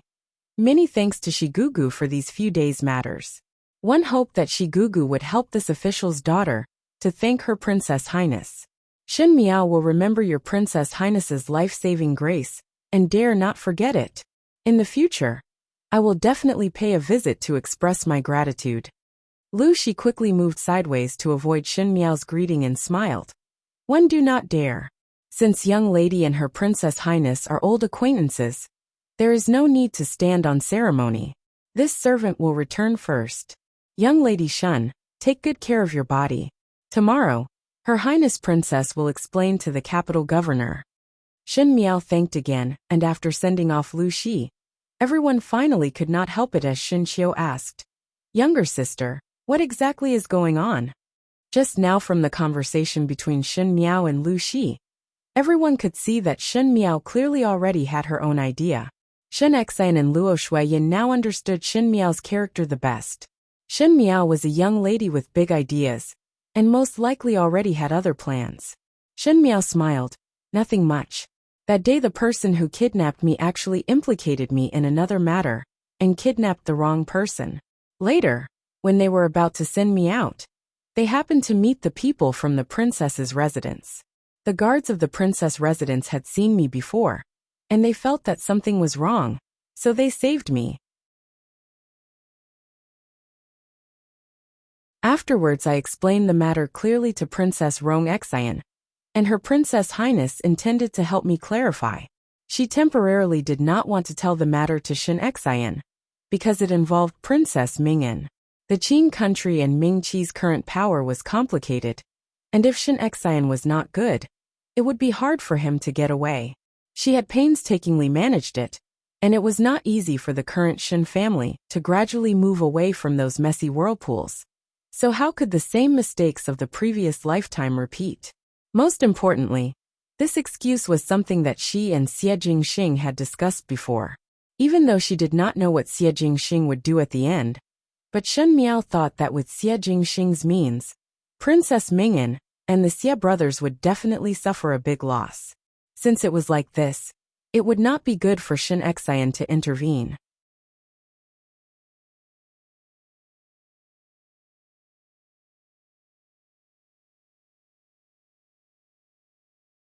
Chapter 575.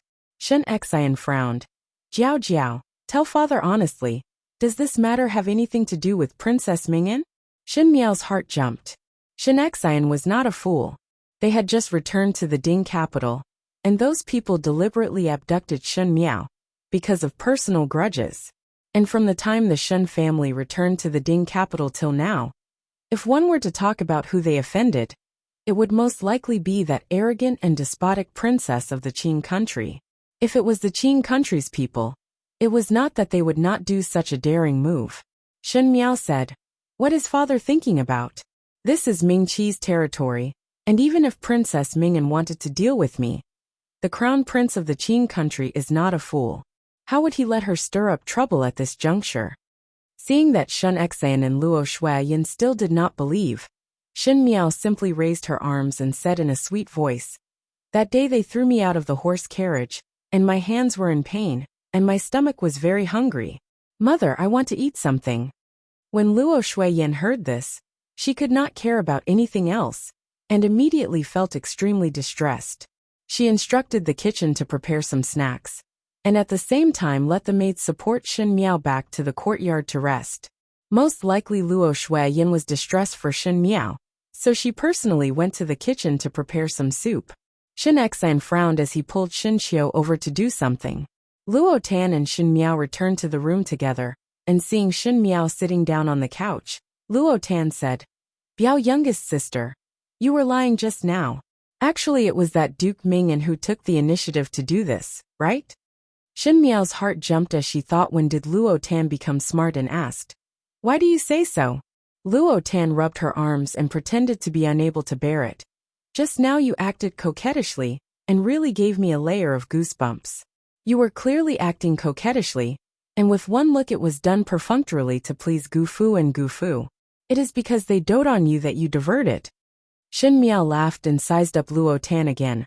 "I heard that you suffered a serious injury. Why did you get off the bed now and not recuperate?" Luo Tan waved her hands. "That Dr. Gao from the palace has brilliant medical skills, and was able to revive the dead and regrow the bones. Speaking of which," she looked at Shen Miao with bright eyes, "this afternoon I just sought help from His Highness Prince Rui, and begged him to save you. His Highness Prince Rui is indeed resourceful. This speed is unexpected, and I thought that I would have to wait for a few more days. So in fact that Lu Shigugu is also fake." Luo Tan sighed. "This Prince Rui of the Great Liang is really thoughtful." Shen Miao. Xie Jingxing had already rescued Shen Miao before Luo Tan went to the residence of Prince Rui. So when Luo Tan went, one feared that Shen Miao was already in the princess residence. The pitiful Luo Tan really thought that Xie Jingxing had such a great ability. Xie Jingxing was not an immortal. How could he possibly save people in such a short time? Shen Miao secretly criticized in her heart, but did not correct Luo Tan's words. She thought of something and said, "But why haven't I seen Cousin Ling?" She asked, "Did Cousin Ling go out?" Luo Tan's happy expression instantly dimmed. When Shen Miao saw it, she was somewhat puzzled and asked, "Why do you have such an expression?" "Something happened to Cousin Ling." Luo Tan's voice was somewhat obscure. "Gao Yang said that he would not be able to use his right hand in this lifetime. Go and take a look." In the residence of the Marquis of Linan, Xie Chongwu was also very anxious. After returning from the banquet with Xie Ding, there was no trace of Xie Chongqiao. Not only was there no trace of Xie Chongqiao in the secret room, there was also no trace of Shen Miao. After looking carefully, there were no traces of fighting in the entire secret room, which made Xie Chongwu feel even more puzzled. Even though it was because of Shenxian that Shen Miao could not be sent out. But now the captives had indeed disappeared without a trace. Princess Mingyan sent someone over to ask when Shen Miao could be sent out. So Xie Chongwu could only be perfunctory on the surface, but his heart was burning with anxiety.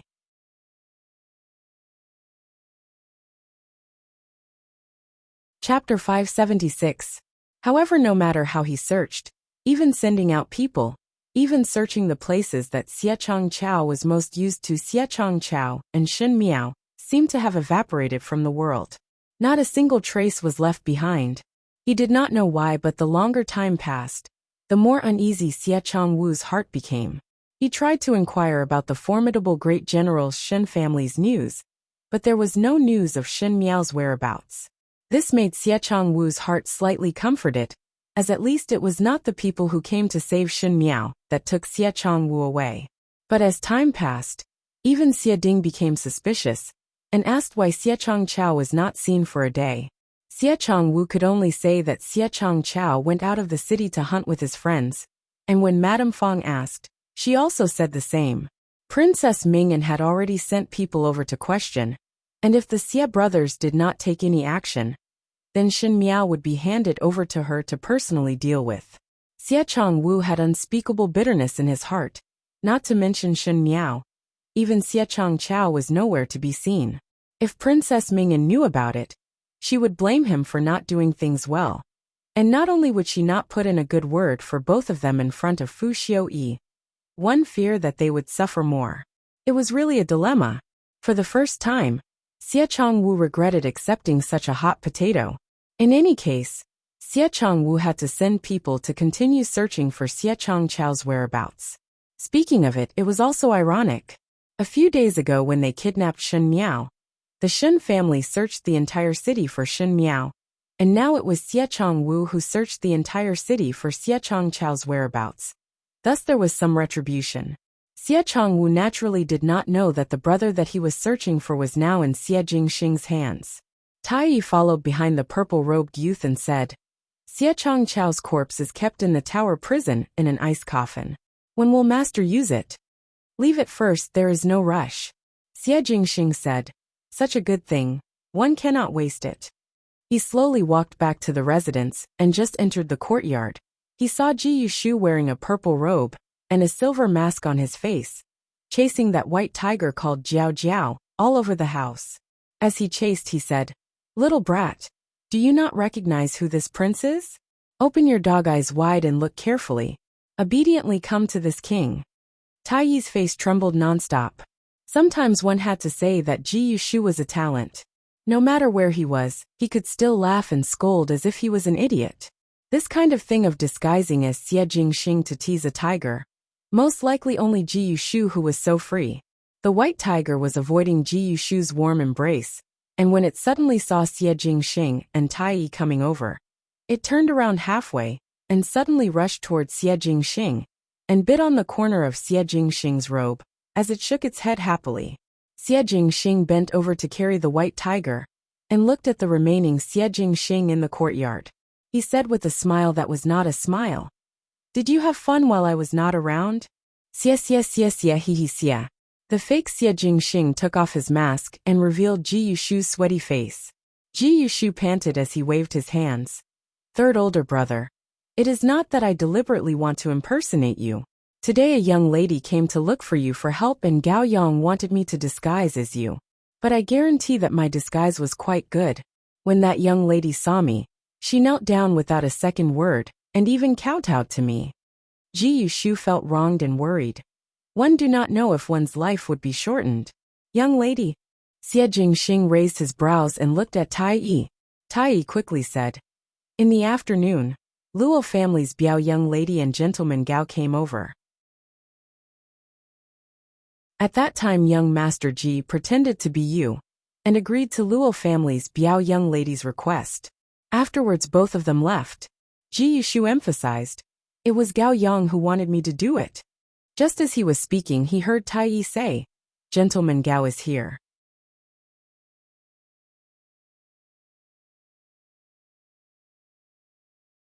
Chapter 577. One saw a white-clad person walking in from outside. If it was not Gao Yang, who else could it be? But one did not know if it was their misconception. Gao Yang's white clothes did not look as clean and new as before, and his face was somewhat haggard. In the afternoon, Ji Yushu was so busy being frightened by Luo Tan's kowtows that he did not look at Gao Yang's appearance carefully. Now that he saw it, he said in surprise, Gao Yang, why do you look like you have aged by 10 years? Originally, when Gao Yang and Xie Jingxing stood together, even though he wasn't as handsome as Xie Jingxing, he was still considered an elegant young master. But now that he was standing beside Xie Jingxing, he had a somewhat dejected appearance. Do not mention it. Gao Yang said. These few days I have been in the Shin mansion helping to treat that young lady of the Luo family. Do you really think that I am a doctor? As he said that, there was some indignation on his face. I am not a doctor. I am an imperial physician. I'll treat others. Ji Yushu did not care about him and looked at Xie Jingxing. Found fifth Shin young lady? Xie Jingxing nodded his head. Ji Yushu gave a long sigh of relief. Scared me to death. If such a good person like fifth Shin young lady were to be tricked by others, one fear that I would not be able to sleep well. Xie Jingxing looked at him coldly. Oh, you are very familiar with Shin Miao. Ji Yushu instinctively sensed danger and shook his head subconsciously. He only felt that Xie Jingxing's gaze had a deeper meaning and quickly said, Third older brother, do you not have friendship with her? I am not worried about her. I am worried about you. Now that you have rescued her, my heart is very comforted. One think that fifth Shin young lady would be very grateful to you. Lackey, Gao Yang said in disdain. None of your business. Ji Yushu retorted sarcastically. Gao Yang took a deep breath and changed into a serious expression as he asked Xie Jingxing. Was it Princess Mingan's hands? In fact, in the Ding capital, other than Princess Mingan, there was really no one else who had the guts to take action against Shin Miao. If others wanted to touch Shin Miao, they would have to weigh the Shin family. Everyone knew that Shin Exayan doted on his daughter to the point of being obedient. To touch Shin Miao, it was no doubt plucking the tiger's hair, and there would be endless troubles. Only a brainless female like Princess Mingan would not care about the consequences. But to be so daring, it really made one exclaim in admiration. Not only, Xie Jingxing said plainly, Xie Chongwu and Xie Chongqiao also participated. Are they crazy? Gao Yang could not hide his astonishment. Even if Princess Mingan promised benefits, how could Xie Chongwu and Xie Chongqiao be willing to risk their lives? When people do things, they would have a scale in their heart and the risk and return would be balanced. But Xie Chongqiao and Xie Chongwu's move was not worth it, and Gao Yang was unable to understand. The two Xie brothers did not hesitate to become enemies with the Shin family in order to climb up. But they only cared about the present and did not think about the future? It's probably because he has lived a comfortable life for too long that he doesn't know the immensity of heaven and earth. Xie Jingxing's smile was a little cold. An idiot who has been like this for 10 years. Gao Yang and Ji Yushu were silent. At this moment, they felt the chill that was emitted from Xie Jingxing's body. After silently mourning for the Xie brothers for a moment, Gao Yang opened his mouth. Actually, this time when Princess Mingan took action, it was not only Shin Miao. Xie Jingxing turned around and frowned. What do you mean? They also had the intention to scheme against Shin Qiu. Today in the Shen mansion, I heard that someone used Shin Miao's whereabouts to set a trap for Shin Qiu, and after Shin Qiu fell into the trap, they waited for an opportunity to take action against Shin Qiu. Those people's martial arts were very strong, and should be experts trained by the imperial court. After thinking about it, most likely it was Princess Mingan's doing. Not only did they want to destroy Shin Miao, they also wanted to destroy Shin Qiu. Shen Miao and Shin Qiu were the younger generation of the Shin family. And as long as these two people were destroyed, it would be difficult for the Shin family to stand up again. Moreover, with Shen Miao and Shin Qiu's sibling relationship, if in the future Shin Miao returned and knew that Shin Qiu had fallen into such a predicament because of her, one feared that he would blame himself for a lifetime. There was no punishment more painful than living in pain. Princess Mingan was indeed vicious and merciless. Xie Jingxing's countenance was slightly moved as he asked, what was the result? Shin Qiu was not fooled, Gao Yang said. Xie Jingxing's gaze then eased up, but before he could speak again, Gao Yang's words rang in his ears. But, even though Shin Qiu was not fooled, the Biao young master of the Luo family in the Shin mansion was not very good. Those people thought that Shin Qiu was called out, but in fact it was Luo Ling. Luo Ling's martial arts were not as good as Shin Qiu's, and did not end up well in those people's hands. Xie Jingxing raised his brows. How is he now? Not very good, Gao Yang said. Even with my medical skills, I am also helpless. In this lifetime, Most likely he would not be able to use his right hand to hold a sword. Xie Jingxing was startled, and his good-looking brows gradually sank as his gaze turned cold.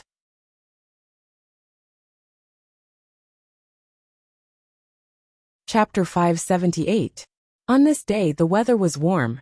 The sun was just right outside, and in the eastern courtyard of the Shen residence, Chen Roqiu was sitting and chatting with Shen Yu. These days, because Chen Roqiu let Shen Yu start to choose a son-in-law, Shen Yu had quarreled with Chen Roqiu several times. But the usually gentle Chen Roqiu showed extreme toughness for the first time. Shen Yu had no choice, and could only follow Chen Roqiu to socialize with a cold face. Over time there was a rift between mother and daughter. It was somewhat rare for them to sit together peacefully today. Heard that Shen Miao was kidnapped, and there is no news of her until now. Shen Yu picked up a fruit from the porcelain plate on the table, and ate it while showing a gloating mood. One do not know if she is still alive or not. Chen Roqiu frowned. She had always wanted to train Shen Yu to not be affected by favor or humiliation, at least to look gentle and elegant in front of others. But compared to the younger Chen Roqiu, Shen Yu was lacking in calmness. It was still all right outside, but in the room, any emotions would be revealed, making Chen Roqiu worried. Who would kidnap her? Shen Yu muttered. Eldest Bo has a lot of enemies in the Ding capital, and one do not know who was the one who took action this time. Since one dared to take such a risk, one must have a deep hatred with Shen Miao. One would not target other families, and only kidnap Shen Miao meant that they were targeting Shen Miao. Chen Roqiu said. Moreover, the Shen family's army had searched outside for so many days without any news of her whereabouts. The other party had hidden very well. This time Shen Miao is fraught with grim possibilities. Hearing that, Shen Yu first had some fear on her face, but she suddenly thought of something and smiled. Speaking of which, I would rather she was alive. She did not continue speaking. After being kidnapped for so long, if she was alive, she would have suffered a lot of inhumane torture. The invisible rumors in the world were the most hurtful. If Shen Miao died, all troubles would end, and one would not care about what happened before one's death. But if she was alive, who knew what ugly things would be said? How many young ladies in the Ding capital were kidnapped and rescued by bad people? Even though their lives were saved, at the end they could not stand the criticism from the crowd and perished. Moreover, Shen Miao was the daughter of the formidable great general. Chen Roqiu glanced at Shen Yu and sighed. No matter what, this is ultimately her matter. You haven't spoken to your father these days. How long are you going to be angry for? If one were to say that Shen Yu was busy with the matter of choosing a son-in-law, then Shen Yu had some resentment towards Chen Roqiu, then towards Shen Wan. Shen Yu had some resentment. From the mouths of the servants, one knew that it was Shen Wan who made Chen Roqiu hurriedly settle the marriage for Shen Yu. Thus Shen Yu pushed all the blame onto Shen Wan, and wholeheartedly thought that Shen Wan wanted her to marry early for the sake of his career, so that the third household would have an additional in-laws. Thus for these few days, Shen Yu did not speak to Shen Wan. At this moment when she heard Chen Roqiu say that, Shen Yu said impatiently, Father is not seen all day, how can I talk to him? Finishing, she turned her head away in a fit of pique, and no longer cared about Chen Roqiu. Chen Roqiu was slightly startled, and suddenly remembered that what Shen Yu said was not wrong. These days one did not know if it was because the official matters were too busy that Chen Roqiu and Shen Wan's meeting time was shorter. In the past, he would gently recite poems every 3 to 5 days, but these days Shen Wan was somewhat absent-minded. Chen Roqiu sighed in her heart. Old Shen Foreign was pressing Shen Wan to take in concubines, and if the husband and wife became estranged, then she would have to face the biggest crisis. Chen Roqiu did not know that at this moment Shen Wan, who was busy with official matters in her eyes, was playing chess with Song Ziqing in the western courtyard of the Shen residence. Song Ziqing was wearing a green pipa top and a light yellow palace satin plain snow silk skirt. Her hair was in a cool bun, making her look especially refined and gentle. The tea that she brewed was extremely tasty, and Shen Wan, who loved tea, would often come here to ask her for tea. When he came to ask for tea, Song Ziqing would like to ask Shen Wan some questions about the chess game. As time went by, Shen Wan would often come here to play chess with Song Zaiqing and drink tea.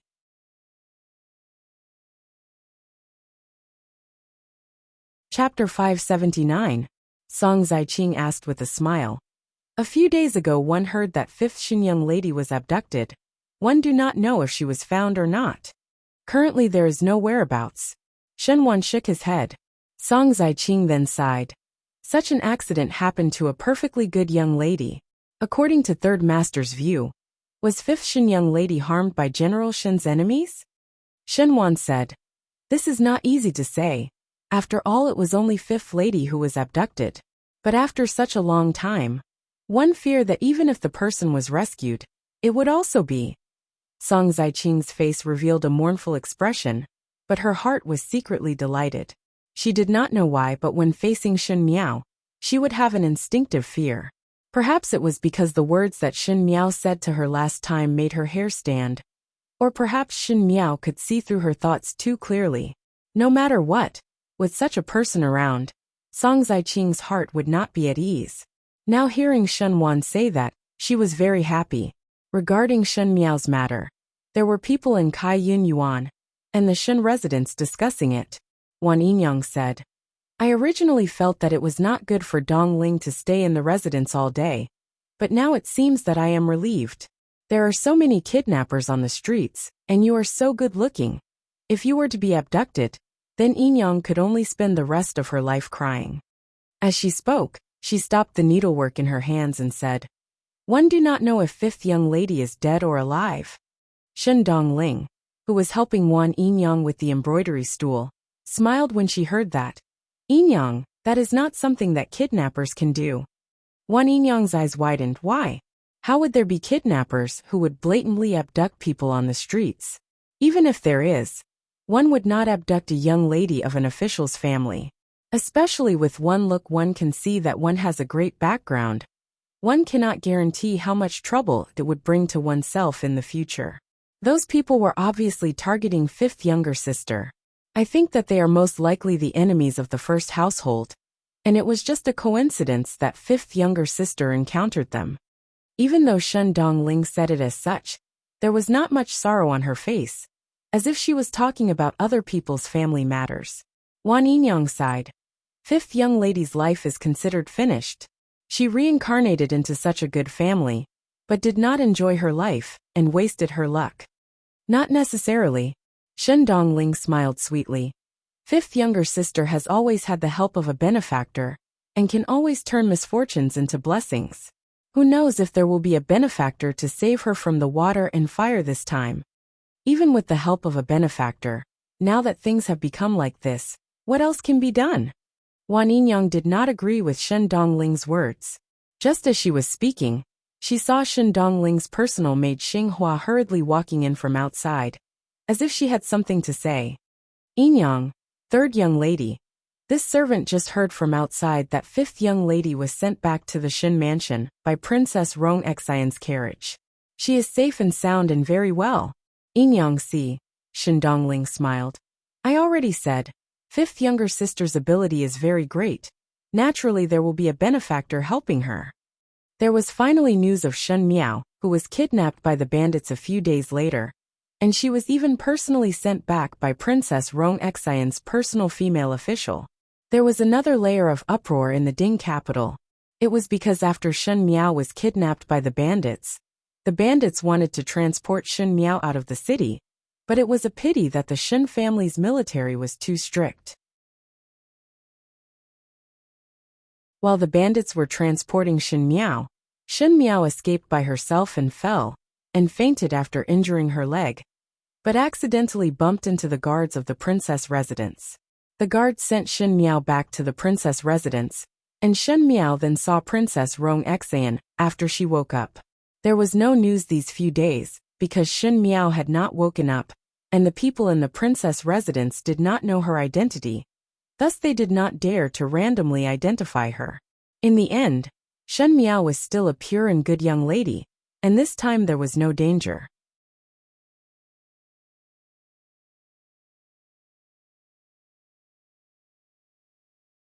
Chapter 580. Perhaps there were some doubtful voices, but most of the people did not doubt this statement, because the person who spoke was the most unreasonable, but also the most just Princess Rong Xian and Ming Qi. Since Princess Rong Xian had spoken, there should not be any problems.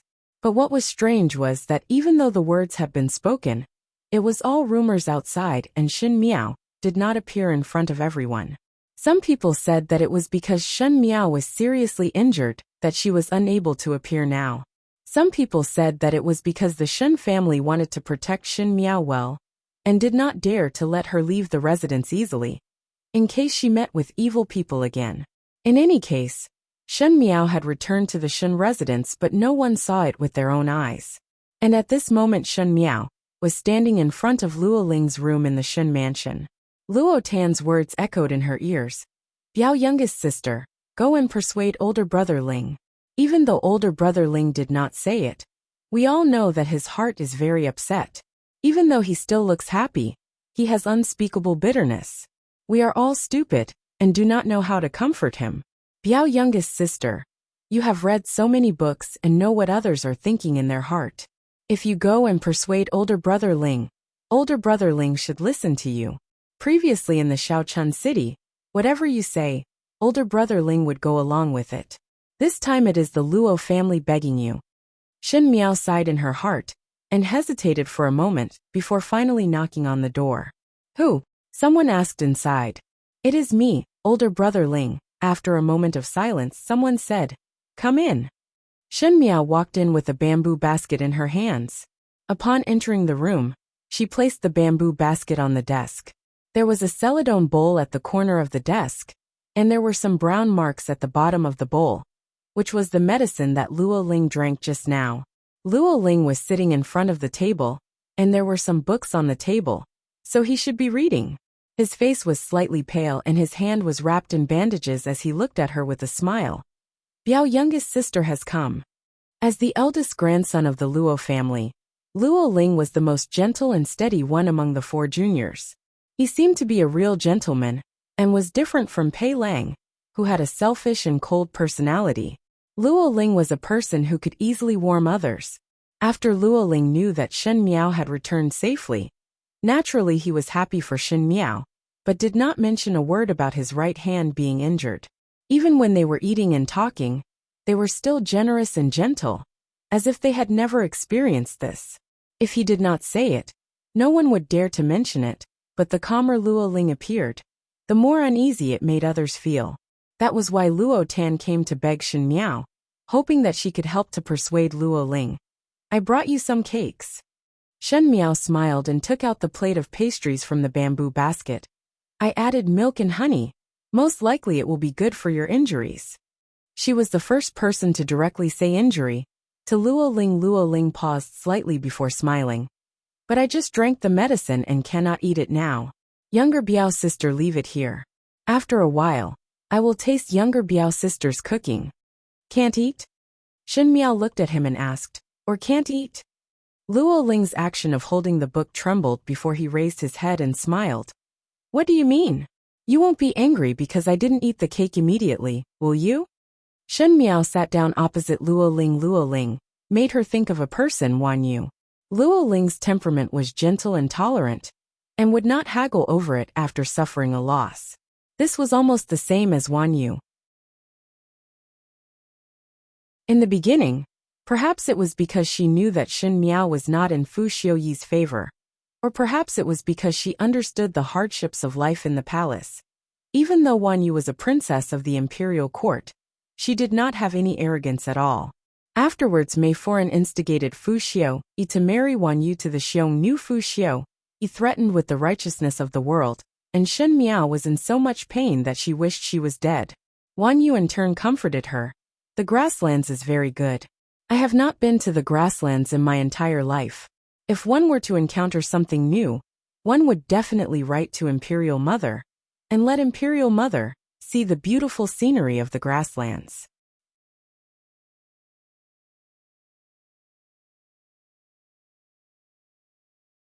Chapter 581. To never mention one's sufferings, and instead smile at those who care about one. This was Wan Yu, and this was also Luo Ling. Shen Miao said. Is it so difficult to admit that one's heart is not happy and did not put it down, feel wronged, angry and resentful? Luo Ling was startled. Older brother Ling seems to not intend to blame anything. Shen Miao said. Not planning to blame others means that one is planning to blame oneself? Luo Ling stared at Shen Miao for a while and suddenly smiled bitterly. Younger Biao sister, must you speak so directly? It is older Biao brother that is too roundabout. Shen Miao said. Same as your feelings. You do not blame others, but blame yourself.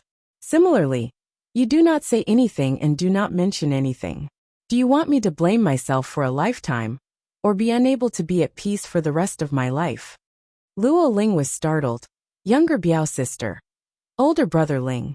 Do you think that by acting as if nothing happened, everyone will feel relaxed and ignore the injury on your right hand, and everything will be happy? No. If you hide it in your heart, you will not be happy, and everyone will not be happy. Shen Miao's voice was very gentle, but the words that she said were very sharp. She said, life is only a short few decades and compromising is a way to live, but sometimes it is not bad to be a little presumptuous. Why is there a need to wrong yourself for others? If you are not happy, you can say it out. You can be angry, hate or complain. This is not a big deal.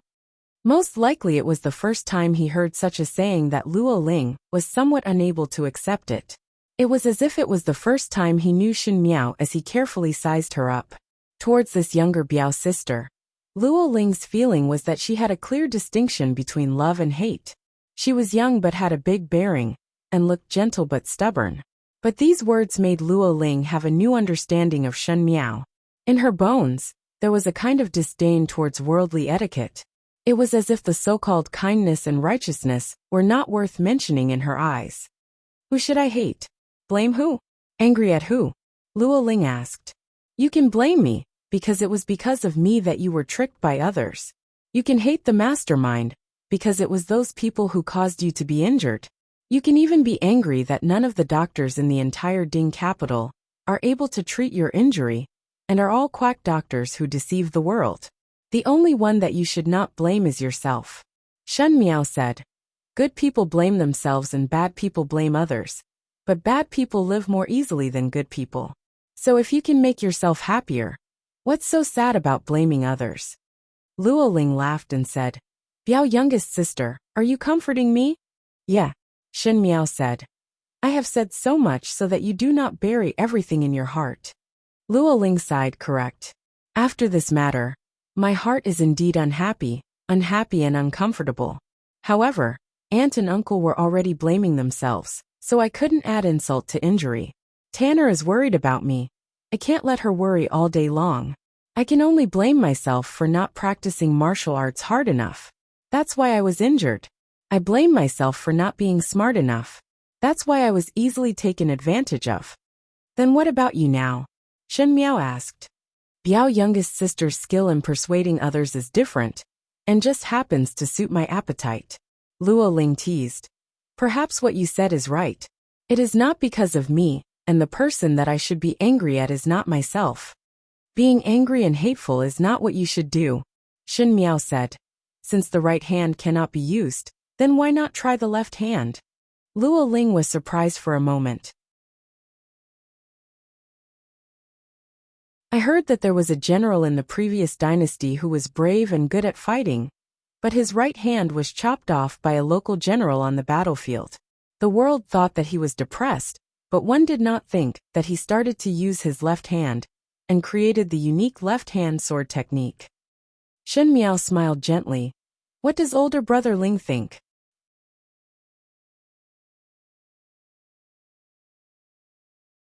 Chapter 582. When Luo Ling heard Shen Miao's words, a strange brilliance gradually rose in his eyes. It was different from just now. It seemed that some thoughts in his heart had been aroused and his eyes became different. He looked at Shen Miao with an excited gaze. Biao younger sister's story is really good. Older Biao brother will do it better. Luo Ling laughed out loud and Luo Tan, who was eavesdropping outside, jumped in shock. It was different from the gentle smile that Luo Ling always had on his face. Even through the door, One could hear the carefree laughter. What exactly did Shen Miao say to Luo Ling? Is it because Biao's younger sister relied on this kind of skill, that no matter what kind of predicament she encountered, she could calmly face it and walk step by step until today's undefeatable position? Luo Ling asked. Shen Miao smiled. It is still too early to talk about undefeatable position. It seems so. Shen Miao declined to comment. What Luo Ling said was not wrong, but it was also not right. It was not possible to rely on these. If a person could feel that they had fallen from the most honorable position to dust, that everything they relied on had disappeared overnight, that they had not received any return for their efforts, that their family had collapsed, that their children had died, and that all of this was because of a stubborn mistake from the very beginning, then they would know that nothing was more important than living. Not only must they must live well. One day, they would be able to make a comeback, and one day, they would be able to pay back what they had suffered in the past on those who had hurt them. Luo Ling blamed himself, but how could Shen Miao not blame herself? She often blamed herself for her selfishness in the previous lifetime, which caused the entire Shen family's first household to be buried with her. In this lifetime, she was trying her best to mend this mistake, and it was fortunate that everything was not too late. She looked at Luo Ling and smiled. From today onwards, older brother Ling will not stay in the study to read all day. Ever since Luo Ling's right hand had an accident, Luo Ling would often stay in the study to read. It was said that it was to calm one's mind, but everyone knew that Luo Ling wanted to be alone and depressed. Biao's younger sister had personally interceded, so how would I dare to read? Luo Ling smiled gently. Shen Miao nodded her head. Then I am assured. It is not enough to be assured. Luo Ling looked at her and blinked his eyes mischievously. Since this matter started because of Biao's younger sister, then these pastries still need to be made. That is natural, Shen Miao replied. If Biao's older brother wants to eat, just tell the maid and I will send it over. Luo Ling stared at Shen Miao. The young female in front of him was talking and smiling. She was originally delicate and pretty, and could even be said to be somewhat naive, but often gave one an extremely stable feeling. For example, today's speech, he clearly knew that she was here to persuade him, clearly knew that she was here to cheer him up. If it was someone else, Luo Ling could naturally seal his heart and face it with a smile, but facing Shen Miao, facing her outspoken and patient guidance, it was like the most gentle spring water. It was obvious that what she was doing was not a bright and good thing, but it made one feel that one would not resist. Just like an elder, Luo Ling jumped in shock at his own thoughts, and found it somewhat funny. Shen Miao was only 16, and was several years younger than himself. At such an age of 16, Luo Tan would even go out to climb trees with Luo Qian. For such a young female, no matter how mature she was usually, she would not have any relation with the elders. His gaze gradually softened as he looked at Shen Miao and teased.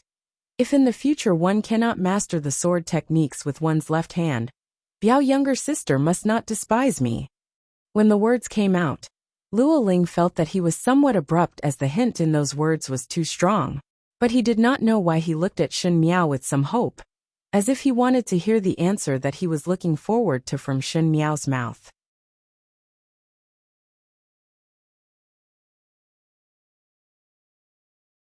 Chapter 583. Shen Miao was slightly startled, and faced with Luo Ling's gaze that was not the same as usual, she felt slightly embarrassed. Not to mention Luo Ling's identity or anything else. After her rebirth, Shen Miao did not have any thoughts about her marriage. If she could find a stable person to spend the rest of her life with, as long as that person respected her.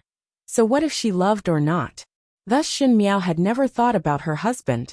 But Luo Ling, Shen Miao sighed in her heart. Since she had compared Luo Ling to Wan Yu, if Luo Ling really became her husband, then in the future she would die of awkwardness.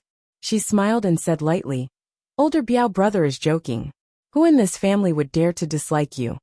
But she did not answer Luo Ling's question. The hope in Luo Ling's eyes gradually dimmed, and after a moment of silence he smiled again. "No matter what, many thanks to younger Biao's sister for consoling." "You are welcome," Shen Miao said. "We are all one family." Shen Miao sat for a while before getting up to leave. After Shen Miao left, Luo Ling sat in front of the table, and one did not know what he was thinking about.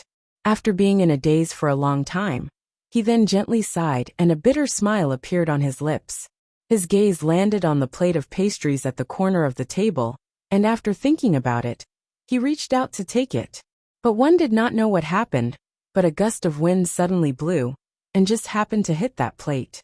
The heavy porcelain plate actually fell to the ground with a bang, and the pieces flew everywhere. At the same time, the ink box on the table was also knocked over, and a lot of the ink splashed onto the pastries. It was obvious that it could not be eaten.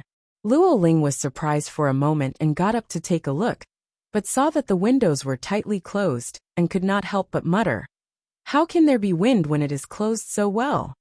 Following that, his gaze landed on the pastries that were already contaminated by the ink, and said regretfully, "What a pity." At the other end, Shen Miao returned to the room, and lit up the oil lamp in the room. She then let Jingzhe and Guyu withdraw before pressing down her nausea.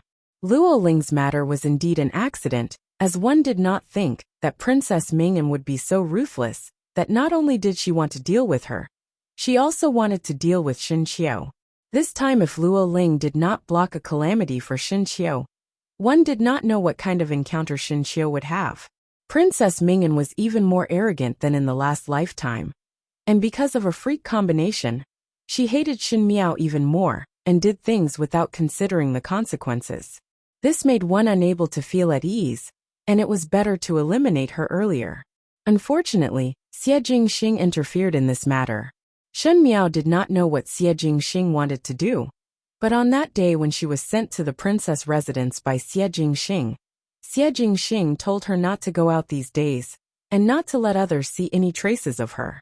Even though one did not know how Xie Jingxing planned to take action, but now that Xie Changqiao was already dead, one think that Xie Jingxing still had to deal with Xie Changwu. Originally Shen Miao had always thought that if she did not need to do it herself, it would be good to borrow a knife to kill others. But thinking that Xie Jingxing had never been a good person who would help others for free, and that cunning mind, one feared that if he helped her get rid of Ming'an and Xie Changwu today, he would give a huge price to extort them the next day. So she felt that it was not a good idea to let Xie Jingxing take action. Just as he was thinking, he saw the candlelight flicker, and a silhouette suddenly appeared on the screen. Until now, Shen Miao did not even know how to be surprised, and turned her head around habitually, and indeed saw Xie Jingxing walking in from outside. Why did this person come uninvited and act so openly, as if he was strolling in his own garden? Shen Miao was somewhat stuffy, but saw Xie Jingxing sitting down in front of the small table. Today he did not wear the purple gold robes that he usually wore, and wore a black brocade robe. If it was not for the silver-lined collar, he would have blended in with the knight. However, the knight was unable to hide his good looks. That pair of peach blossom eyes were shining brightly, and today it was especially sharp. There is no tea and no snacks. Xie Jingxing raised his brows. "This is how you entertain guests?" Shen Miao said, "I did not seem to invite you." "Not a guest is at least an ally."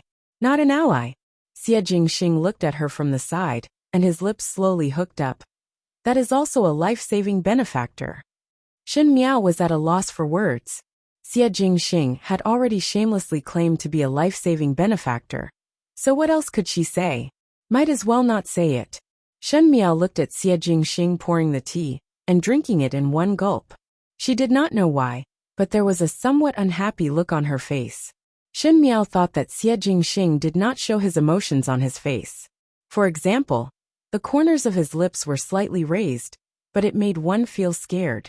One did not know which daring person had provoked his unhappiness.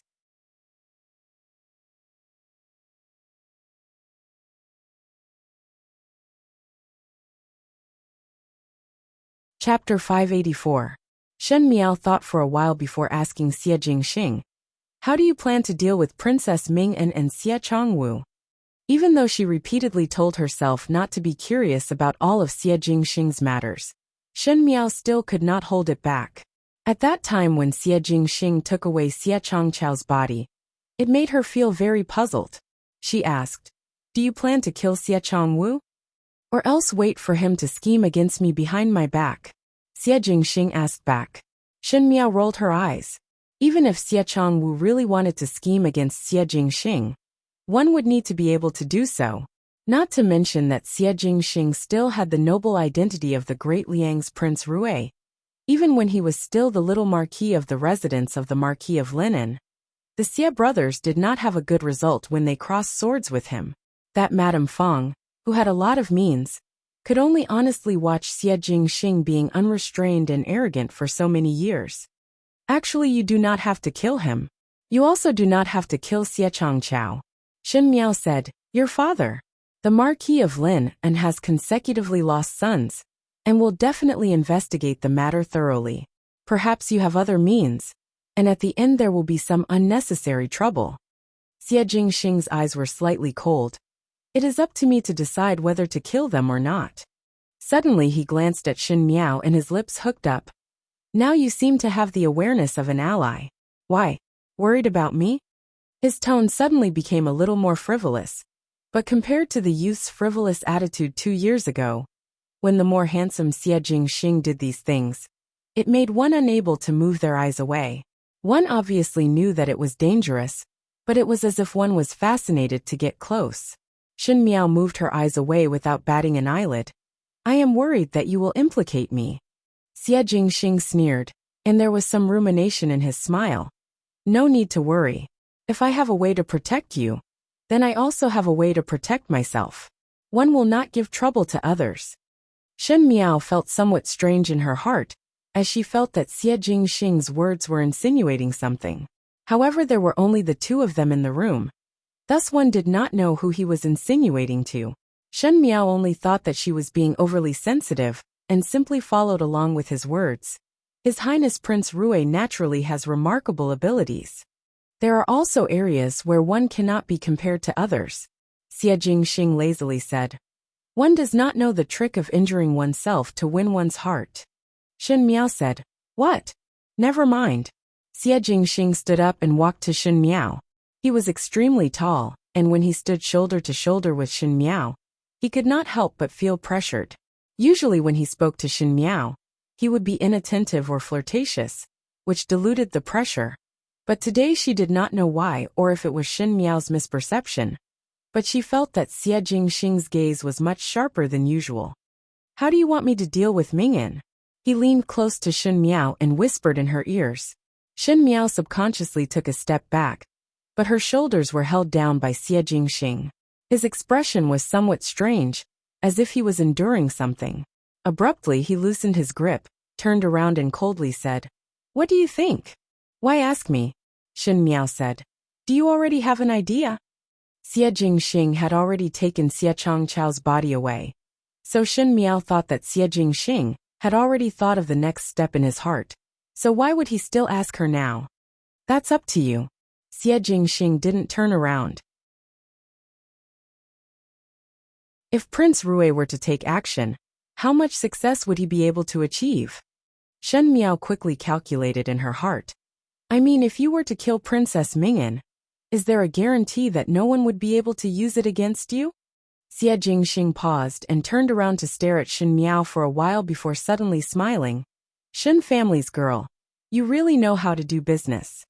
Shen Miao was slightly surprised for a moment. Xie Jingxing had not called her Shen family's girl for a long time, and now that he called her that, it made Shen Miao feel that it was 2 years ago when she and Xie Jingxing first met. At that time both of them feared that they were evenly matched and were on guard against each other, and thought that they would not be in contact for the rest of their lives. One did not expect that in just 2 years' time, they were able to sit together and calmly discuss the business of silencing someone.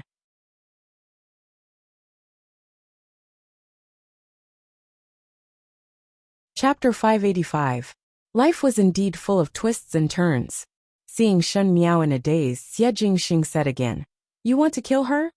Shen Miao recovered to her senses and said, she and the Xie brothers conspired to kidnap me, and attempted to sell me to a brothel, and prepared a path that is worse than death for me.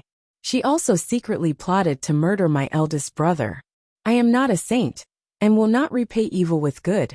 As long as she keeps her life, compared to what she did to me, it is already very benevolent. Vicious and merciless girl.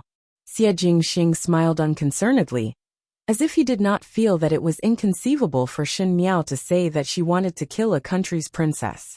He folded his arms and looked at Shen Miao. But why should I do that? Shen Miao. She had always heard that when females came to Kuei water, their character would be somewhat moody. Now Shen Miao could not help but suspect that males would also come to Kuei water. Otherwise, why would Xie Jingxing be so moody today, and make one unable to figure it out? A few days ago, when Xie Jingxing tried to tie Shen Miao to him, he took the initiative to stand up for her. Now that he was the one who stood up, Xie Jingxing instead put on airs.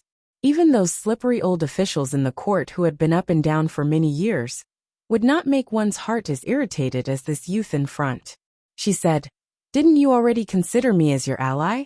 Is it not a matter of course to stand up for an ally?" Shen Miao could see that Xie Jingxing was a person who did not play his cards according to common sense. Pei Lang once taught Fu Xiao the art of managing his subordinates. If there was an eccentric official, if he was shameless, one would be more shameless than him. She might as well use Xie Jingxing's own words to block him. Xie Jingxing choked for a moment and looked at Shen Miao. His gaze slightly moved as he said softly, "Even though it is so, not only did I save you, I also helped you to provoke a murder case, and now help you to assassinate a country's princess. Allies are all mutually beneficial, and you do not do anything to help others unconditionally as husband and wife. I see that you do not treat me as an ally, but as a husband." Shen Miao was exasperated and sneered. "Your Highness Prince Rui is respected like gold and precious like jade. If one is not willing, then forget it. I will not force it. As for Princess Mingan's matter, I will think of a solution myself." "Think of what way?" Xie Jingxing said faintly. "Ask your cousin for help?" Shen Miao asked. "What does this have to do with Cousin Ling?" Xie Jingxing said, "What are you anxious for? I did not say that I will not agree. Since we're allies, it's not a difficult task. This king can just lend a helping hand. But you have to do something for this prince." Shen Miao glared at him. "TSK, I can't remember." Xie Jingxing raised his brows and sighed. "Help this prince make 2 baskets of pastries first. This prince is afraid that this prince will be hungry during the assassination." Shen Miao. It was only until Xie Jingxing left that Shen Miao sat back on the couch, and at this moment she was not sleepy at all. She also did not know what method Xie Jingxing would use to assassinate Princess Mingan, but her heart was unexpectedly at ease. Thinking about it, Xie Jingxing's hands and eyes were all over the heavens. He even changed his identity and dared to strut around under Emperor Wen Hui's eyelets. As for taking a princess' life, seeing how confident he was in saying it, it should be an easy matter. But Xie Jingxing's mood today was really not good. Shen Miao was thinking as she removed the cups from the couch. He was so angry that he was somewhat temperamental. In Ming Qi's capital, the Ding capital, after a few consecutive days of sunny weather, it started to snow again. The noble Furens and young ladies were all pampered, and the roads were slippery in the snowy weather, so they were not willing to go out. If they were to go out, they would definitely cover themselves up tightly and carry a few heaters in their hands, so that they would not catch a cold. The water in the Wanli Lake was frozen, and even if there were anglers, they would have to dig a hole in the ice before they could fish. It was as if in one night, the trees were covered with sparkling ice. If there was someone who splashed water on the doorsill, there was no need to talk about it the next day when one woke up. It would be covered with a layer of ice, and one would fall down while walking.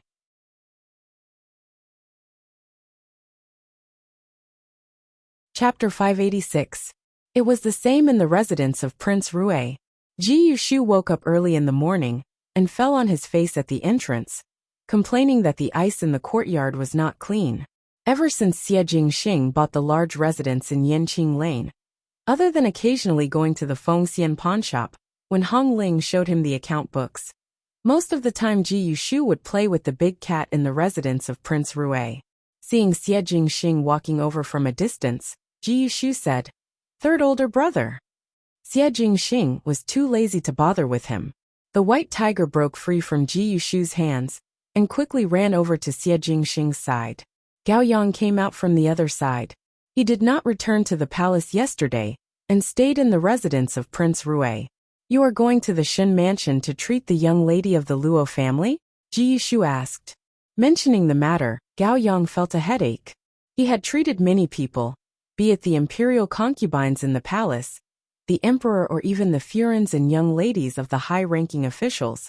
But it was the first time he saw someone like Luo Tan.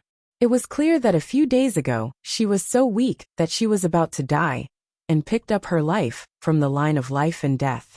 At the end, when she was just slightly better, she continued to practice martial arts in the Shen mansion's courtyard, saying that she was enlightened about Shen Miao's matter, and only by practicing martial arts could she protect the people around her. But she did not even look at her own body. With her torment like this, how could the wound heal so quickly? And once the wound healed a little slower, Luo Tan would look at Gao Yang suspiciously and ask, "Are you really a physician from the palace? Why are you not even as good as the apprentices in our Shaochun city's medical hall? After a fall, one can go up the mountain to chop firewood the next day." She actually compared the apprentices of the medical hall to him, an imperial physician, and Luo Tan's injury was not a fall, but an injury that almost cost her life. Gao Yang had never met such an uncooperative patient in his life, and did not have any reverence or flattery towards him. If it was not for the fact that Luo Tan secretly went to see Prince Rui that day to threaten him, Gao Yang felt that Luo Tan would have peed on his head. Seeing Gao Yang's rare distracted look, Ji Yushu used his elbow to poke him. "Why are you in a daze in broad daylight?" Gao Yang recovered to his senses and looked at Ji Yushu in disdain. "You think that everyone is the same as you?"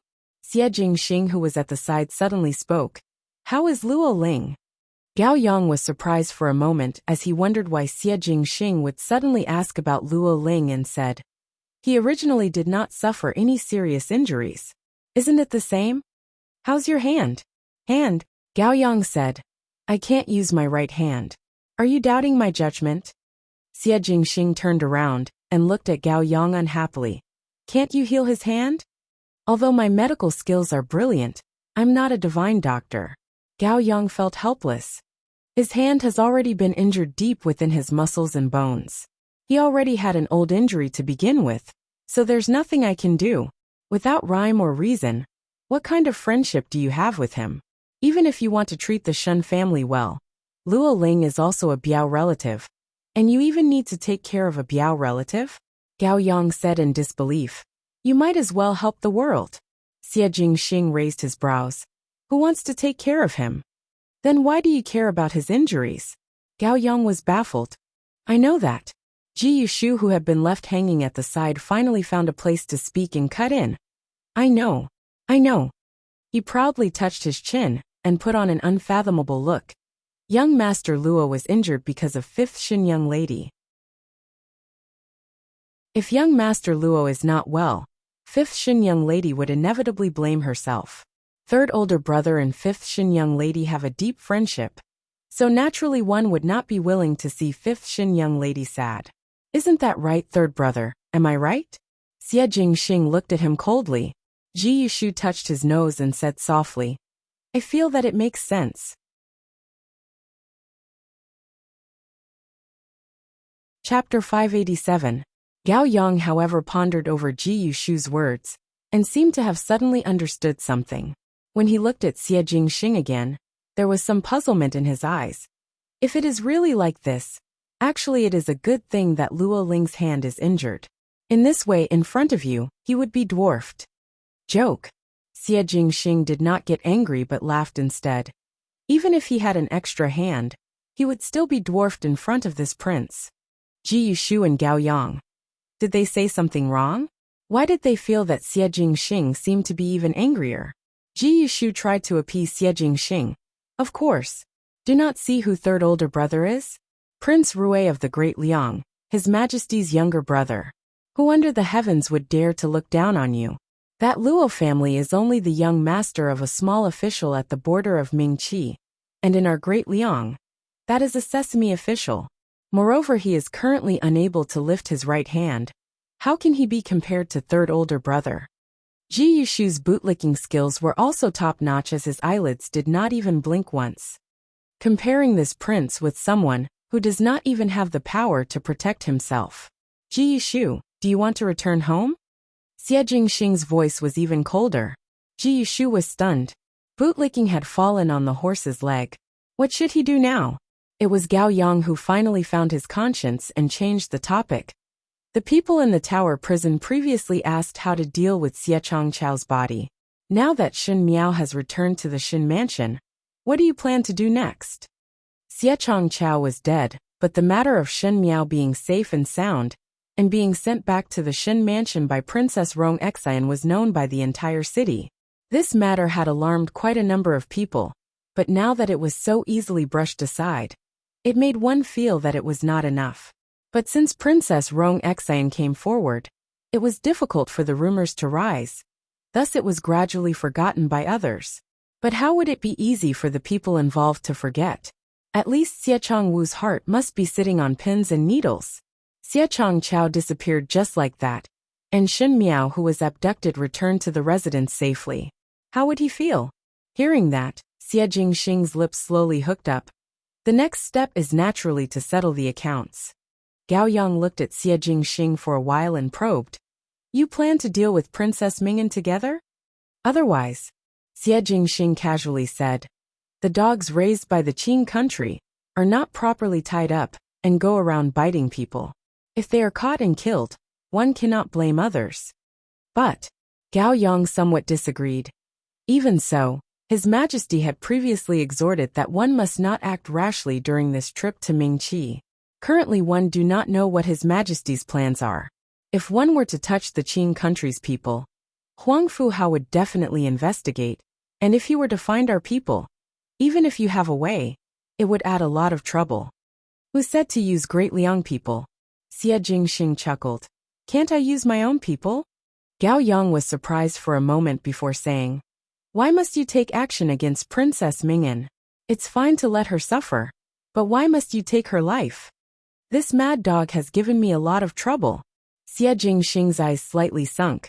Whoever's life this prince wants to take, this prince will take. There is no need to inform you. Finishing, he bent down to protect her, and ignored the two of them as he walked out. One did not know what he was going to do. Ji Yushu frowned and said, third older brother came to the Kuei water? Why is he so temperamental recently? Did you provoke him?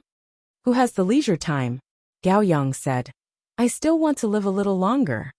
It seems that this time Xie Changwu and Princess Mingyan will be in trouble.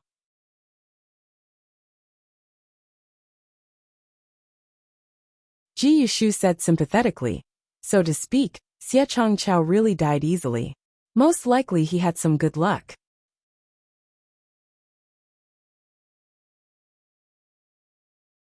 Chapter 588. Correct. Gao Yang rarely agreed to Ji Yushu's words. The residence of the Marquis of Lin, and in the Ding capital, was much more deserted, compared to the flourishing scene 2 years ago. There was no longer a long line of carriages and horses, and the number of people who came to visit Xie Ding was getting lesser by the day. There was no choice. Ever since Xie Jingxing died, Xie Ding seemed to have lost interest in the matters of the court.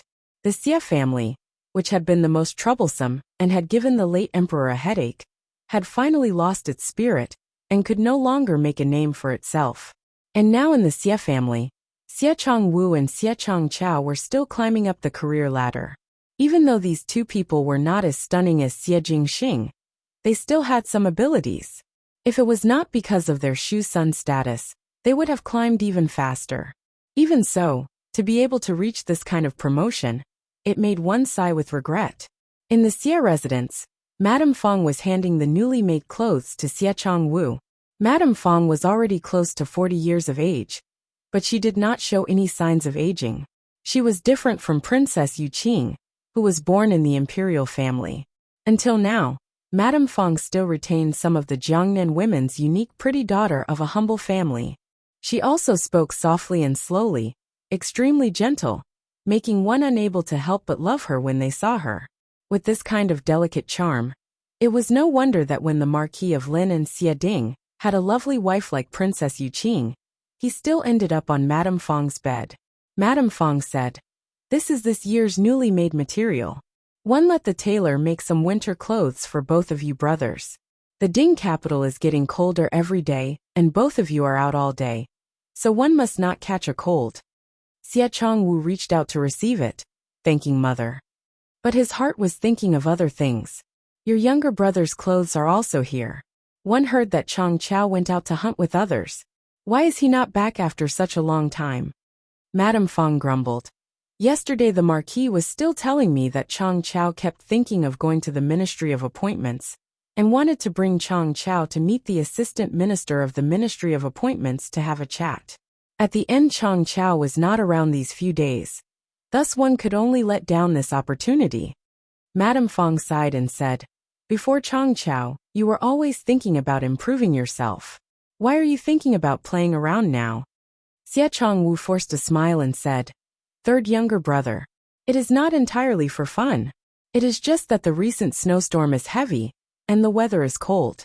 Most likely it is not easy to leave the mountains after hunting, so it was delayed. He will be back in a few days, and at that time let father invite the Assistant Minister of the Ministry of Personnel to attend the banquet." Hearing this, Madame Fang was somewhat nervous. The snowstorm is strong. Will the mountain be sealed? Will Chang Chao be in danger? How could it be? Xie Changwu said with a smile. "There are many people following, and they are all experienced people. Mother, do not worry." Madame Fang was then at ease and pulled Xie Changwu's hands. "Mother, now only have the two of you to rely on. Master had been lukewarm to me for so many years, and in the beginning Xie Jingxing was pressuring you two brothers. Mother's heart is also very sad to see you two suffer grievances. After enduring for so many years, it is fortunate that the heavens have eyes and tortured him to death. Now there is no one in the residence of the Marquis of Lin, and who can block your path. You can only continue to move forward and step on those people who ridiculed us, mother and son, so that in the future even the Marquis would not be able to ignore your meritorious services and earn a title for mother. In this way, without the identity of a Shu son, the entire residence of the Marquis of Lin will be yours." When Madame Fang said these words, even though she was speaking softly and slowly, there was some unwillingness and resentment in it. Thinking about all these years, she had been suppressing her anger to live. Xie Changwu said, "Do not worry, mother. Since the heavens let Xie Jingxing die early, it means that the heavens are standing on our side. There will be a day when we, mother and son, have the final say in the residence of the Marquis of Lin."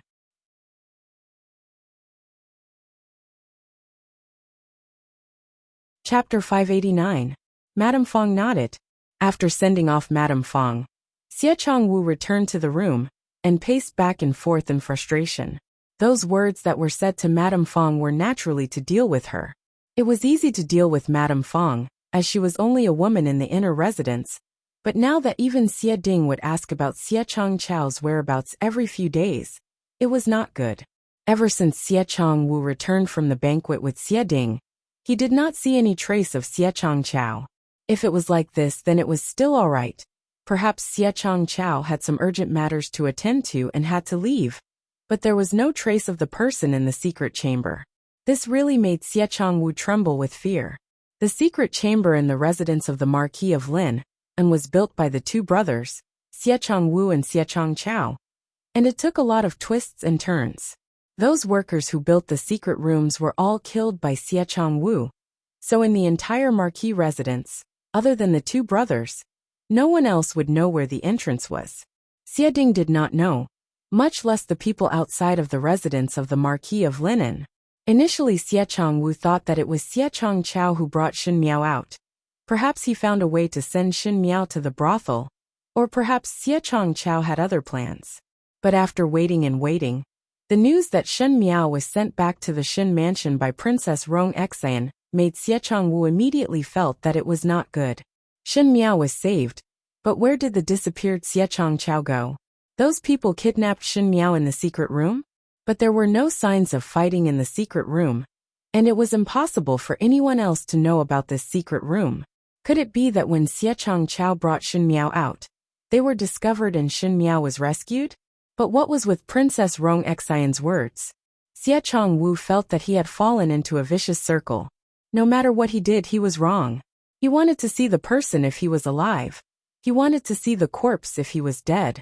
No matter how Xie Changwu sent out people to search for Xie Changchao, there was no trace of him. Not only was Xie Changchao's long period of disappearance suspicious, in the Qin country's residence, Princess Ming'an flew into a rage when she heard the news of Shen Miao being rescued, and asked Xie Changwu to quickly return to the residence. Xie Changwu could only temporarily make up some reasons to appease Princess Ming'an, but the paper could not wrap the fire, and Princess Ming'an would eventually explode. Xie Changwu was so anxious that blisters formed at the corner of his mouth. He put on his outer robe, and planned to let people search every corner of the Ding capital, when he suddenly saw a letter on the table. One did not know who placed this letter on his desk, but Xie Changwu never allowed servants to enter his study, thus outsiders were not able to enter. He first looked around vigilantly, but he didn't see anyone. He picked up the letter and opened it. He saw a familiar line of words. It was Xie Changchao's handwriting. Xie Changchao said in the letter that he wanted to bring Shen Miao out to look for a brothel that day, but who knew that they met with soldiers on the way, and had no choice but to hide in a private house by the Wanli Lake. These days the news of Shen Miao returning to the Shen mansion was actually a scam, that Shen Xian and Princess Rong Xian conspired. The aim was to make the people who abducted Shen Miao relax their vigilance. On the surface it looked like the Shen family's army and officers had stopped searching, but in private they did not relax their search. Thus Xie Changchao did not dare to easily bring Shen Miao out. Now that Princess Ming'an was pressuring him, it would be better to sell Shen Miao to the brothel of the Wanli Lake tonight.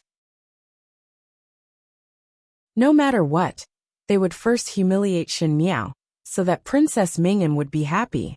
It would be best to let Princess Ming'an go along to watch, to make up for the failure of the two brothers.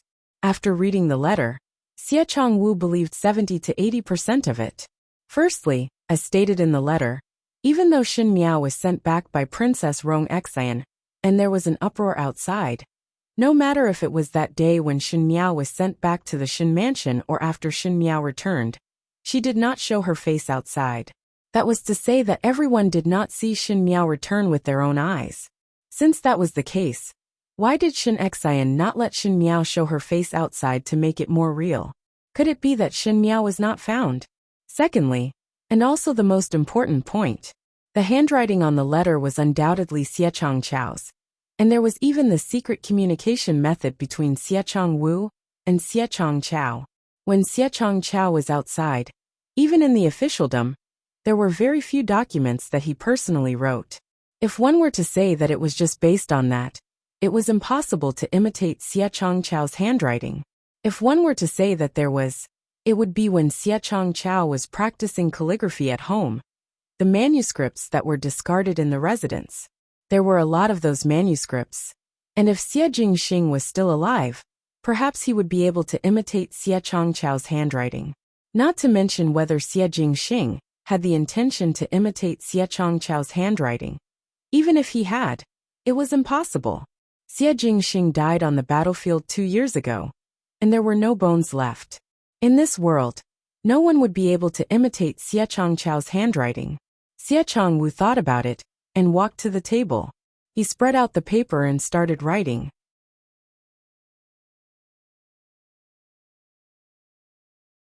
Chapter 590. In the Yanqing Alley, in the residence of the imperial family of the Qin country. Even though the Qin country was better than the Ming Qi, it was not as rich as the Great Liang, that they bought all the residences on the street. The location that was close to the street was deliberately distanced by the residence of Prince Rui. Princess Ming'an sat in the room, and there were all kinds of exquisite snacks and tea in front of her. But she was not in the mood at all, and her brows were filled with depression. Today there were a number of maids that were scolded by Princess Ming'an for no reason, and one did not know what was wrong with Princess Ming'an. Is there still no news from Xie Changwu's side? Princess Ming'an asked her subordinate. That person shook his head. With a bang sound, Princess Ming'an smashed the cup in front of her onto the floor and said angrily, "Trash." The surrounding people were already used to Princess Ming'an's arrogant temperament and did not dare to even breathe loudly. Princess Ming'an seemed to feel very annoyed and simply got up and walked out of the room towards the courtyard. One did not know how Xiechong Wu and Xiechong Chao did things. That day they had obviously rescued Shen Miao from the hands of the Shen family, but they did not take any action. At the end, Shen Miao actually returned to the Shen mansion safe and sound. When she knew that Shen Miao returned to the Shen mansion, Princess Ming'an exploded with anger. She immediately sent someone to pass a message to the Xie brothers and wanted to vent her anger on the Xie brothers for not handling the matter properly. But Xiechong Wu wrote a letter to tell her that he would have his own arrangements in the future. On one hand, Princess Ming'an had to guard against Huang Fuhao discovering the matter, and on the other hand she was grounded. So no matter how unwilling her heart was, she could only listen to Xiechong Wu's news in the residence. In the end, after waiting for so many days, she finally could not hold it in any longer and was really angry. She planned to make the Xie brothers suffer the consequences. In this world, there was no one who could mess up the things she had instructed and still live well. Just as one wanted to call people to look for the Xie brothers, one saw a servant trotting over, and seeing that there was no one around, he secretly handed a letter to Princess Ming'an. "Your Highness, this is sent by the second young master of the Xie family." Princess Ming'an was startled, as she did not understand why Xiechong Wu would dare to take the initiative to send a letter. So she quickly opened it to read. After glancing at 10 lines, the gloomy expression on her face was swept away. She tore the letter into pieces in a few moves, and could not see the original contents. Suddenly she was in a good mood as she said to the palace maid beside her, "Go, accompany Ben Gong to pick a bright and beautiful dress, and then pick out all the jewelry from the box." Ben Gong want to choose properly. The maids were somewhat puzzled. Now that Princess Ming'an did not even step out of the residence, who was she dressing up as a heavenly immortal for? Furthermore, why dress up? Even though there were doubts in their hearts, everyone did not dare to provoke Princess Ming'an, and could only go in and help Princess Ming'an dress up. This day passed exceptionally fast, as if time was like flowing water. When night fell, it was already dark in the winter. Not to mention that it started to snow, but it was not a light snow. The snowflakes were like goose feathers fluttering in the air, and the cold wind in the winter was bone-chilling, so even the night watchman left in a hurry. The entire Ding capital was silent. At midnight, the Wanli Lake was completely silent. Most likely the wine shops and music houses were still brightly lit throughout the night, drinking and making merry, but on the streets and outside of the restaurants, there was not a single person. Even the windows of the pleasure houses were tightly shut. In such a late night, the wind was like a knife, making one's face hurt badly. The young ladies were also afraid that the wind outside would freeze the warm wine into ice and waste the precious wine. In the Wanli Lake, those pleasure boats had already stopped. In winter, the surface of the lake was frozen, and one could not move at all. The boats were frozen in the middle of the lake and looked exceptionally bleak.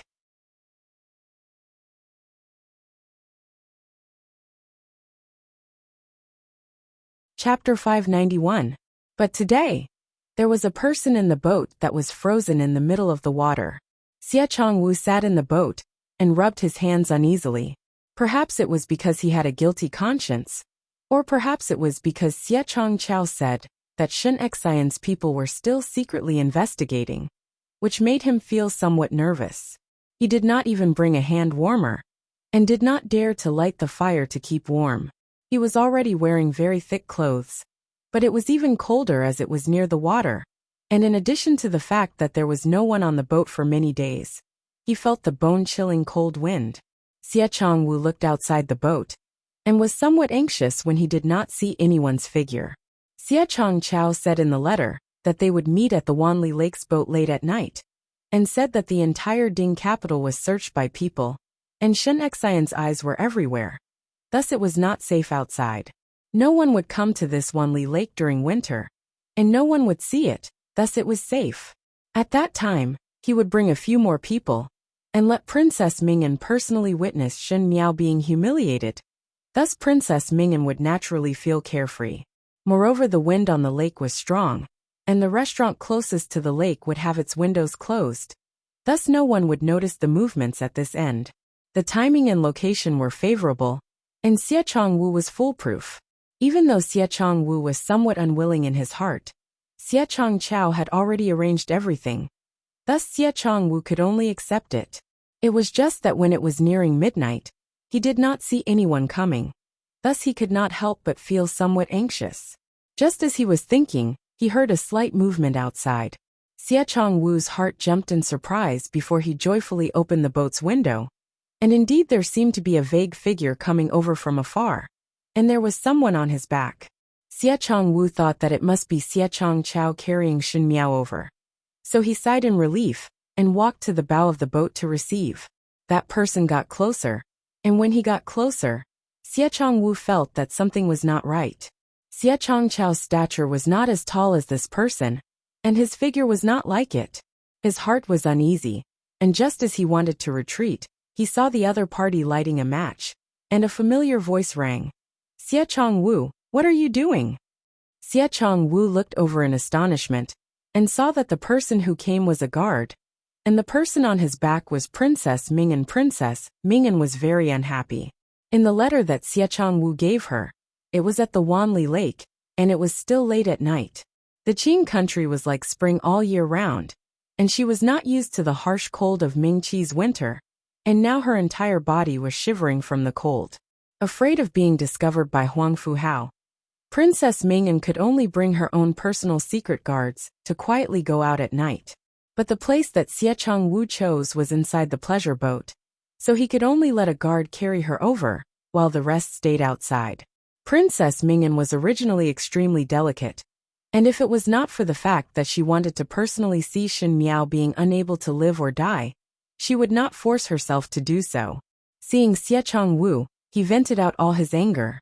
Xie Chongwu said, "Why is Princess Highness here?" "Xie Chongwu, are you crazy?" Princess Mingyan said angrily.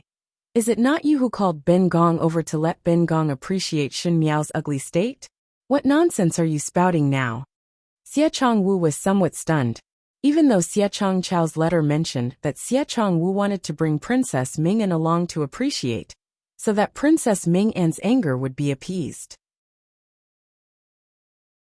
But Xie Chongwu kept an eye out for himself, as he was afraid that there would be an accident midway and drag Princess Mingyan in, and feared that it would be a bad thing. Moreover, today's matter was not foolproof.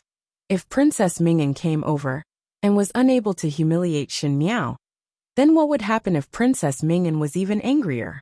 Thus Xie Chongwu did not invite Princess Mingyan, but now that Princess Mingyan appeared here, and said that Xie Chongwu asked her to come, Xie Chongwu did not know why, but there was a strong sense of unease in his heart. Princess Mingyan saw Xie Chongwu's puzzled face, and became even more unhappy. "Xie Chongwu, are you playing with Ben Gong?"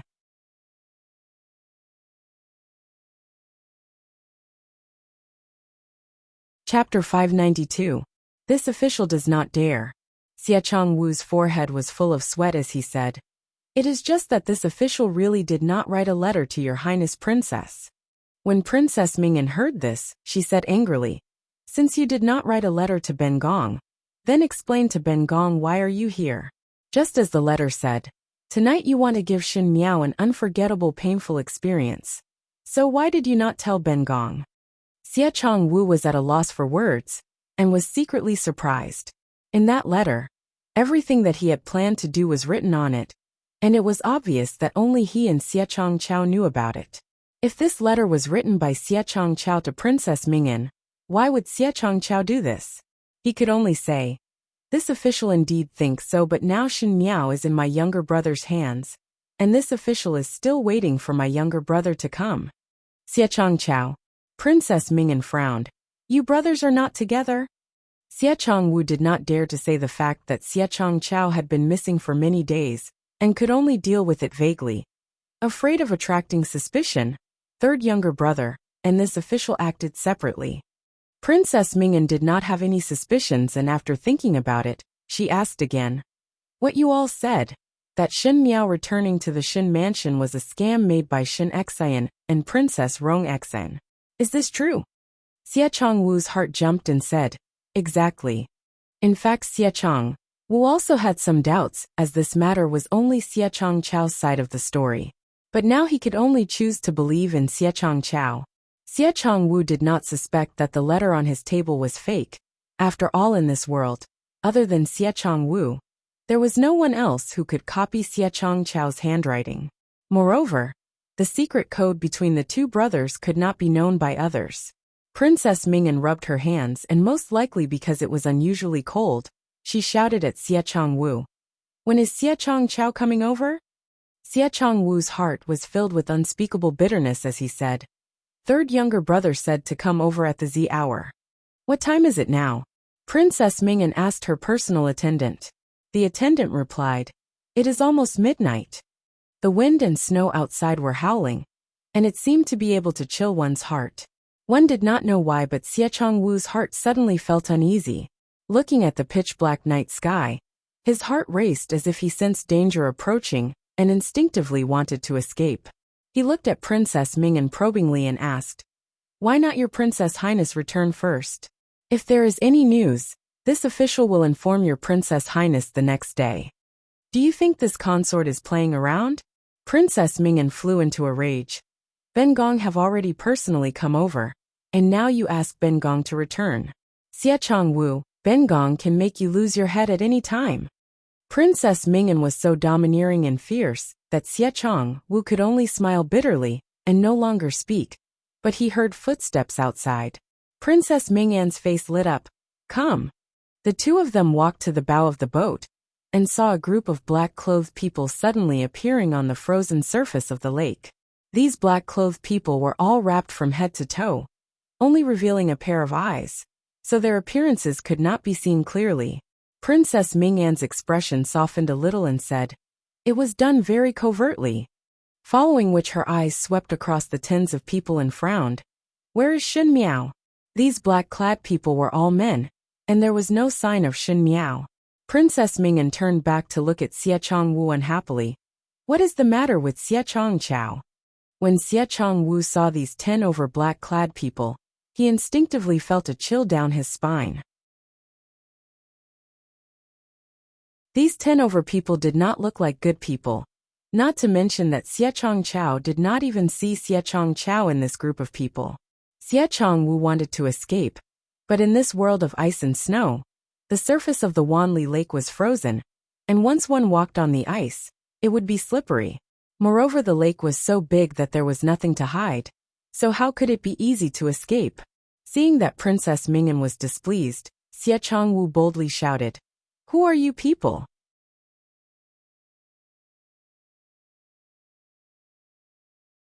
Chapter 593. The 10 over black-clad people did not speak, and just walked closer to them. Princess Mingyan finally realized that something was wrong and asked Xie Chongwu, they are not Xie Chongchao's people? Xie Chongwu's heart was flustered and did not know how to answer Princess Mingyan's question, and could only say, did not see third younger brother. Princess Mingyan said, audacious. Still not kneel down after seeing Ben Gong? Those people seemed to be deaf, and were still approaching. Princess Mingyan's guards pulled out their swords, and rushed into the black-clad people to protect Princess Mingyan from the crowd. Princess Mingyan finally understood that the black-clad people did not come with good intentions. She suddenly thought of something and looked out of the lake. Where are the secret guards? Where did the secret guards go? When Princess Mingyan was carried in, she did not want others to hear her conversation with the Xie brothers. Thus she only brought one person, but the rest did not leave, and were still a distance away from the pleasure boat. But with such a big commotion, one should have heard it and rushed over to help. So why was there no sound at all? Xie Chongwu was also as flustered as Princess Mingyan. Today he did not come over alone, and had placed some subordinates in the other 2 pleasure boats, in order to prevent any unforeseen events from happening. But why was there no movement until now? Where were the people? Princess Mingyan's only bodyguard was quickly thrown to one side by the black-clad people, but under the weak firelight, blood spurted out from his throat, and he was actually killed with a single stab. The The lake wind from the Wanli Lake blew over with the snow, cutting one's face like a knife. But even so, Princess Ming An's and Xie Changwu's foreheads were still dripping with large drops of cold sweat. "Who are you?" Princess Ming An suppressed the fear in her heart and said, "Ben Gong is the princess of the Qin Empire. If you leave now, Ben Gong will let bygones be bygones and spare your dog lives. If you do not leave, do not blame older Crown Prince older brother for blaming in the future." Xie Changwu did not know whether to be afraid or to scold Princess Ming'an for being an idiot. Princess Ming'an actually said out her name. But thinking about it, today's matter was obviously a trap, and the other party most likely already knew of Princess Ming'an's identity, else it would not be clear why Princess Ming'an received that letter. But what could they do now? Xie Changwu thought in his heart that he could not shout for help here. Not to mention if others could hear it. Even if it was discovered, he was an official of Ming Qi and a princess of the Qin country, coming to the Wanli Lake in the middle of the night. He would not be able to explain himself. In a dilemma, Xie Changwu calmed down. He looked at the other party and sneered. Murdering a princess is not a light crime. If you're not afraid of death, you can give it a try. Have a taste of what it feels like to be chased to the ends of the earth and live in fear like a stray dog. With Xie Changwu speaking, Princess Ming'an's heart was slightly comforted. Even though she was afraid, but with her status as a princess of a country, others would not dare to do anything to her. She said, "That's right. Given my status, I'm not someone you people can touch. If you dare to touch me today, the Qin royal family will grind you to ashes in the future." "Is that so?" Suddenly, a man's voice rang out from the crowd in black. That voice was low and somewhat hoarse, but it was as sweet and mellow as a warm wine in the winter, making one feel that it was very pleasant to listen to. Princess Ming'an and Xie Changwu looked over and saw that among the black-clad people, there was a person walking forward. Because they were all black-clad people, they were not able to see clearly just now. But now they felt that this black-clad person was somewhat different from the others. Under the weak light of the torch, this person's stature was obviously taller and straighter, and even if he had the same attire as these black-clad people, it could not conceal the noble air in his bones, as if one could distinguish him from others with one glance.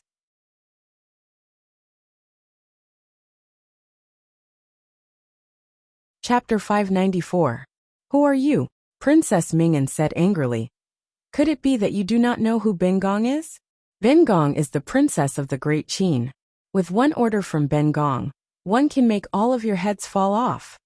Hearing that black-clad person paused for a moment but gently laughed. Even if one could not see the other person's face due to the cloth, it was clear that his laughter was joyful. But Xie Changwu and Princess Ming'an seemed to be able to see the ridicule on the other party's face through the cloth. Princess Ming'an's face flushed red, as she had never been looked down upon like this before. But there were some doubts in her heart, as she felt that this person's voice was familiar, as if she had heard it before, but she could not remember where. She asked, "What are you laughing at?" "Laughing at you overestimating your capabilities. You." Princess Ming'an was furious. "What is a mere princess of the Qin country?" That person's voice was pleasant to hear, but the words were nasty. Even if one died, one would still be a pile of bones. "Bold!" Princess Ming'an shouted. "This prince is bold, so what about you?" That person said in a neither fast nor slow manner. "This prince." Princess Ming'an was surprised for a moment, and suddenly thought of another person in a flash. That person also had such an enchanting voice. She looked up and could not see his face due to the cloth covering his face, but the pair of eyes that were exposed were as intoxicating as peach blossom wine, as if there was an affectionate smile in his eyes. But when one looked at it seriously, it was full of indifference. "You are His Highness Prince Rui." Princess Ming'an cried out involuntarily. "His Highness Prince Rui?" Xie Changwu suddenly looked towards the black-clad person. He also felt that this black-clad person gave him a familiar feeling, as if he had seen him somewhere before. But he had never thought that it was His Highness Prince Rui of the Great Liang. The black-clad person did not admit nor deny, and in the eyes of both of them, it was a tacit agreement. Xie Changwu hesitated for a moment before asking, What is the matter for His Highness Prince Rui to come down here? Even if Xie Changwu racked his brains, he would not be able to think why Prince Rui would appear here. One know that Prince Rui had no relationship with him at all, and did not seem to have any dealings with Princess Mingyan. So why would he appear here? What did he want to do? Ever since Princess Mingyan recognized that the person in front of her was Prince Rui, the fear that she had earlier completely dissipated, and in a blink of an eye, her eyes were filled with tenderness as she said softly, "Your Highness Prince Rui came here in the middle of the night.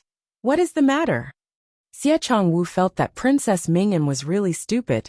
Since the other party had killed the guards that both of them brought, it was obvious that they were not here to reminisce.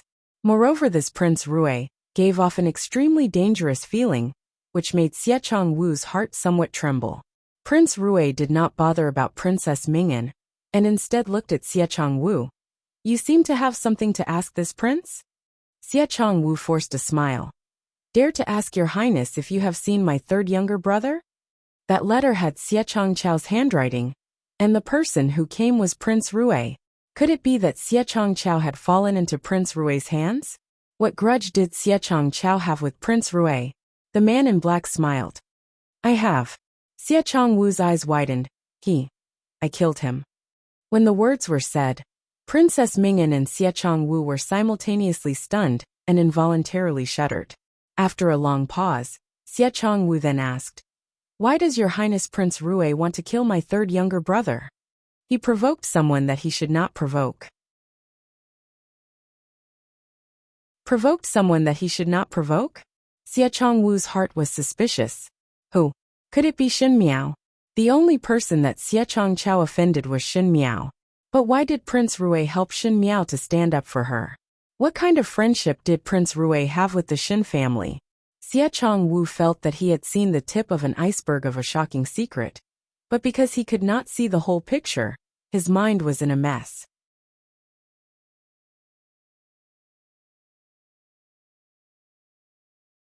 Chapter 595. For His Highness Prince Rui to come, one do not know for what matter. Princess Mingyan finally woke up from the shock of the other party killing Xie Changchao, and seemed to be aware of the danger shrouded in the night. She opened her mouth to probe, but her heart started to beat violently. That person's voice was as gentle as the wind, but also like the ice and snow falling from the Wanli Lake. It looked beautiful but made one feel cold. He said, "With such a beautiful scenery, is it not good to be a place to bury one's bones?" Xie Changwu said, "Why do you want to do this? I have no enmity with you, so you cannot let us go?" He clearly knew that the other party had the intention to kill, but he had no way out.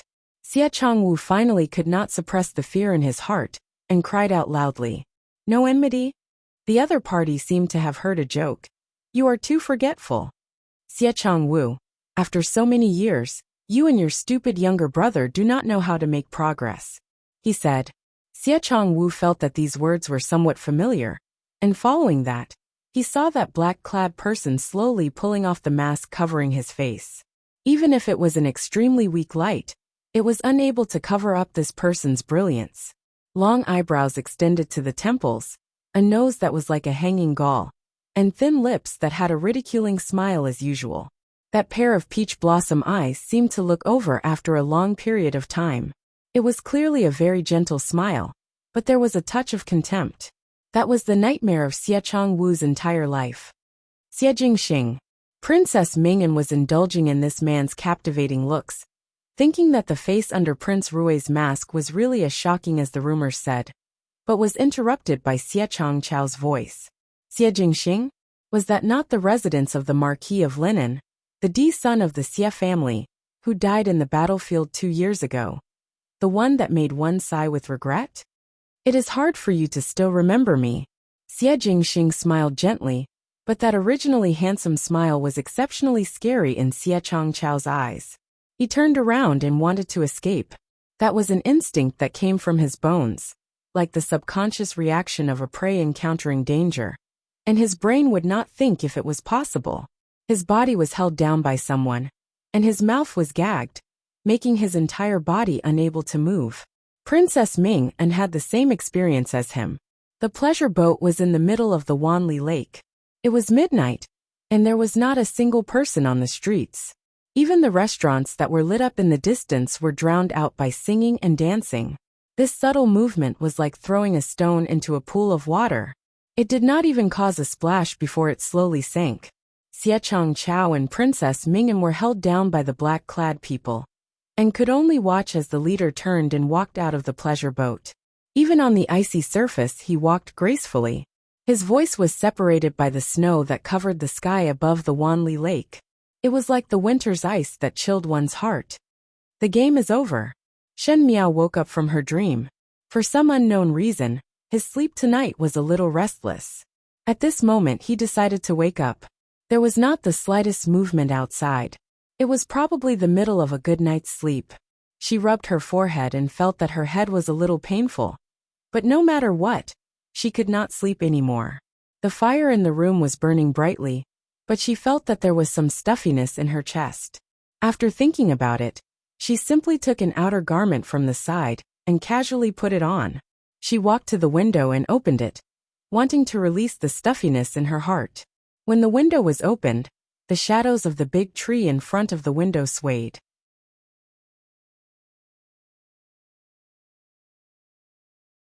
It was still snowing outside, and large sheets of snowflakes fell down. Some were blown into the room. Shen Miao stretched out a hand and watched the snowflakes gradually melt in her palm. For some unknown reason, she felt a little lonely. In such a night, there was no mood to sleep, and to wear clothes and look at the snow alone, it was indeed somewhat artificial. But her mind could not help but think of some things from her past life, such as Wan Yu and Fu Ming. She felt that the old scars that were deliberately covered up in her heart started to ache. A small flower fell from the sky, and just happened to land in Shen Miao's open palm. Shen Miao was surprised for a moment, and with the help of the lantern hanging on the tree, she could see clearly that it was not a snowflake, but a bright red begonia. In this season, how would there be a begonia? This tree also did not grow begonia? Shen Miao subconsciously looked up, and saw that in the shadow of the tree, there was a person lying down. Both hands were placed behind his head, as comfortable as a young man. When he saw her looking over, he lowered his head slightly, and looked down at Shen Miao from top to bottom. His brows were handsome and his smile was frivolous as he raised his eyebrows. "Why are you in a daze?" Shen Miao said. "What are you doing here?" Xie Jingxing had nothing to do, and ran to other people's courtyard to sleep on a tree. This hobby of Prince Rui of the Great Liang was too amazing. Cannot sleep. That person sighed, and suddenly jumped down from the tree, and landed in front of Shen Miao. Separated by the window, one person was outside the window, and the other was inside the window. He nudged his lips toward Shen Miao's palm. "Broke a flower and came over to gift it to you, but feared that you would fall asleep, so I waited for you to wake up on the tree." "Nonsense." Shen Miao rolled her eyes at him, but saw that even though this person was smiling, he did not look as energetic as he was in the past. Her heart moved, and without knowing why, Shen Miao blurted out, "Come in. There are leftover snacks in the room."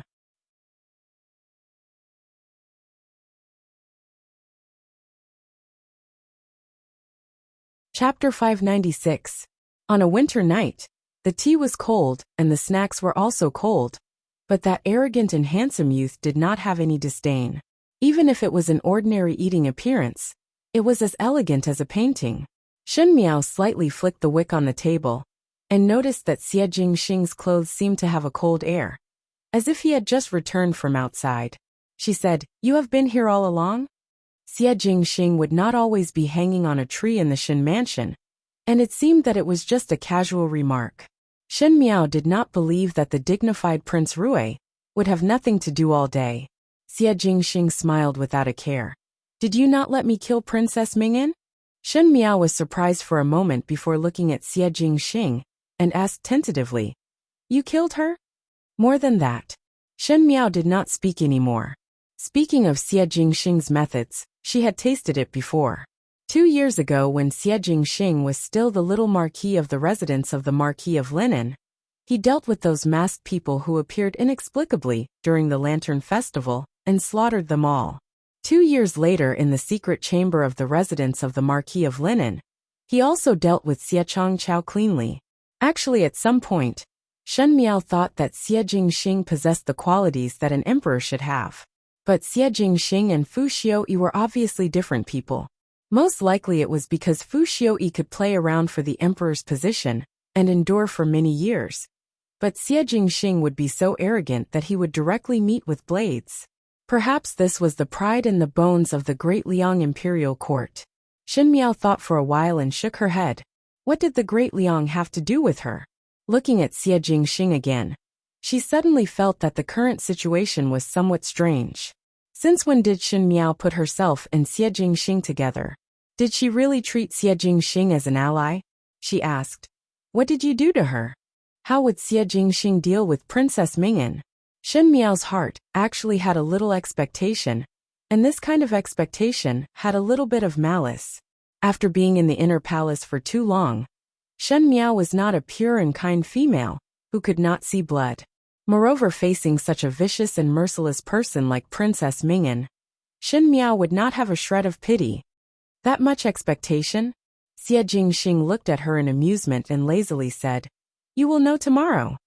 Shen Miao pondered over the meaning of Xie Jingxing's words. Was it that Princess Mingyan's death would be lively? She asked. What about Xie Changwu? Xie Jingxing even laid his hands on Princess Mingyan, so there was no reason for him to let Xie Changwu off. Sure enough, Xie Jingxing said, "Kill. You are not afraid that the Marquis of Lin and would be sad if he knew about this?" Shen Miao looked at him and asked. The fire in the room was burning brightly, and Xie Jingxing picked up the teacup to take a sip.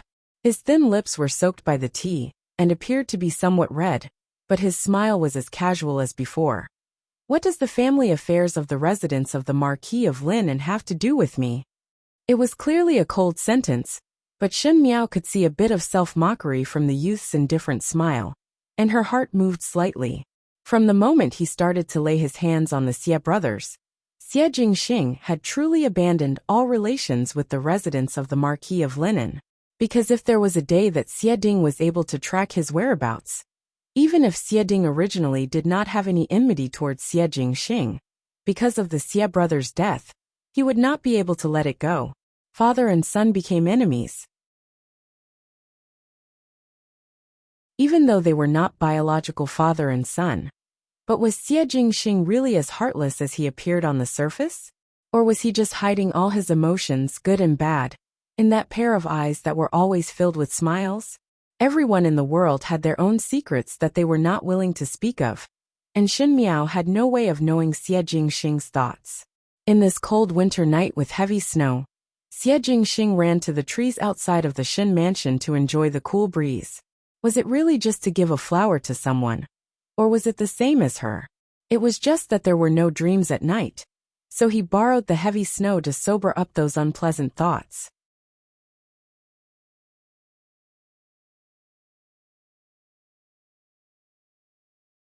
Chapter 597. If that was the case, then the two of them really did have some resemblance. Shen Miao suddenly found Xie Jingxing pleasing to the eye. Xie Jingxing caught a glimpse of her gaze, and was slightly startled before saying, "What is that look? Sympathizing with me?" Shen Miao smiled.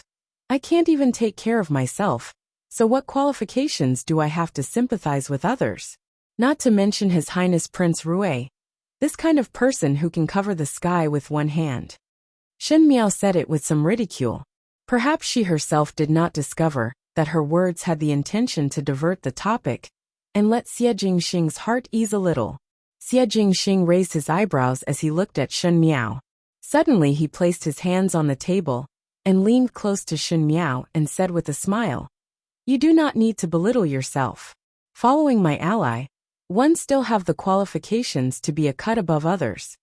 In the winter night, his voice seemed to be deliberately lowered and had a slight warmth as he slowly said, "Of course, if one is a woman that follows me, then one would have all the qualifications." His brows were extremely beautiful, and even in the previous lifetime, Shen Miao had seen countless beauties in the palace, but she had never seen such a good-looking person. It was not that he was good-looking on the surface, but it was as if his elegance was engraved deep into his bones and soul. Every move would make one intoxicated, like a spring flower that could bloom even in winter, making one feel both hot and cold. And when he stared at one carefully, it would give the other an illusion, as if in this world, only one was treated seriously. His eyes landed on Shen Miao's lips, and he tilted his head slightly. A smile flashed before he slowly lowered his head. The shadows under the lamp were almost intertwined in a lingering posture. The male was tall, and the female was petite, which was a good picture of beautiful flowers and round moon. Shen Miao's heart was slightly sluggish, and she pushed Xie Jingxing away. Most likely she felt that her actions were too abrupt and unnatural. So she picked up the herbal tea in front of her to take a sip, but forgot that this tea had just been drunk by Xie Jingxing. She lightly coughed twice, and turned her head to not look at the other person's face, but her own face slowly started to heat up. Xie Jingxing was caught off guard, and almost fell from Shen Miao's push, and squatted down on the chair. When he raised his head, he saw Shen Miao rushing over to drink the tea, and the unhappiness, just now, was swept away, and he suddenly felt that it was somewhat funny.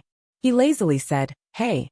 Shen Miao did not look at him, but lowered her head to look at the shadow on the ground.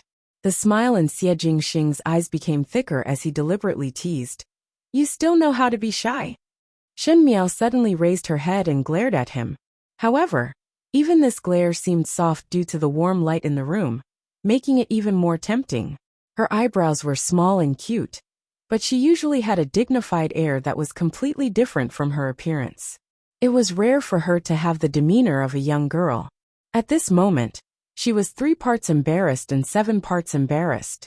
Her fair face was blushing as if she was drunk, which made her look even more charming. Suddenly, it reminded him of that winter night 2 years ago. She was wearing a tunic with her long hair hanging loosely over her shoulders. She stood in front of the window in a drunken stupor, pointing at the fireworks. As he thought about it, he could almost smell the refreshing aroma of plum blossom wine in his mouth. Xie Jingxing's lips hooked up. "Shen Miao. What is it?" Shen Miao was suppressing a bellyful of anger towards Xie Jingxing. If he were to use force or play some tricks, Shen Miao would be able to face it calmly. But Xie Jingxing treated her as if he was teasing a little girl. It was very bad, and Shen Miao did not know how to deal with it. In her previous life, when she was in the palace, people would be respectful and obedient to her in front of her. But when people were behind her, they would point at her. But from the beginning to the end, the people that she came into contact with were all old-fashioned people who scrupulously abided by the rules and etiquette of the palace. She had never met someone like Xie Jingxing, who was so arrogant and did things without order. It was as if all the countermeasures were useless under the other party's unconventional way of playing cards.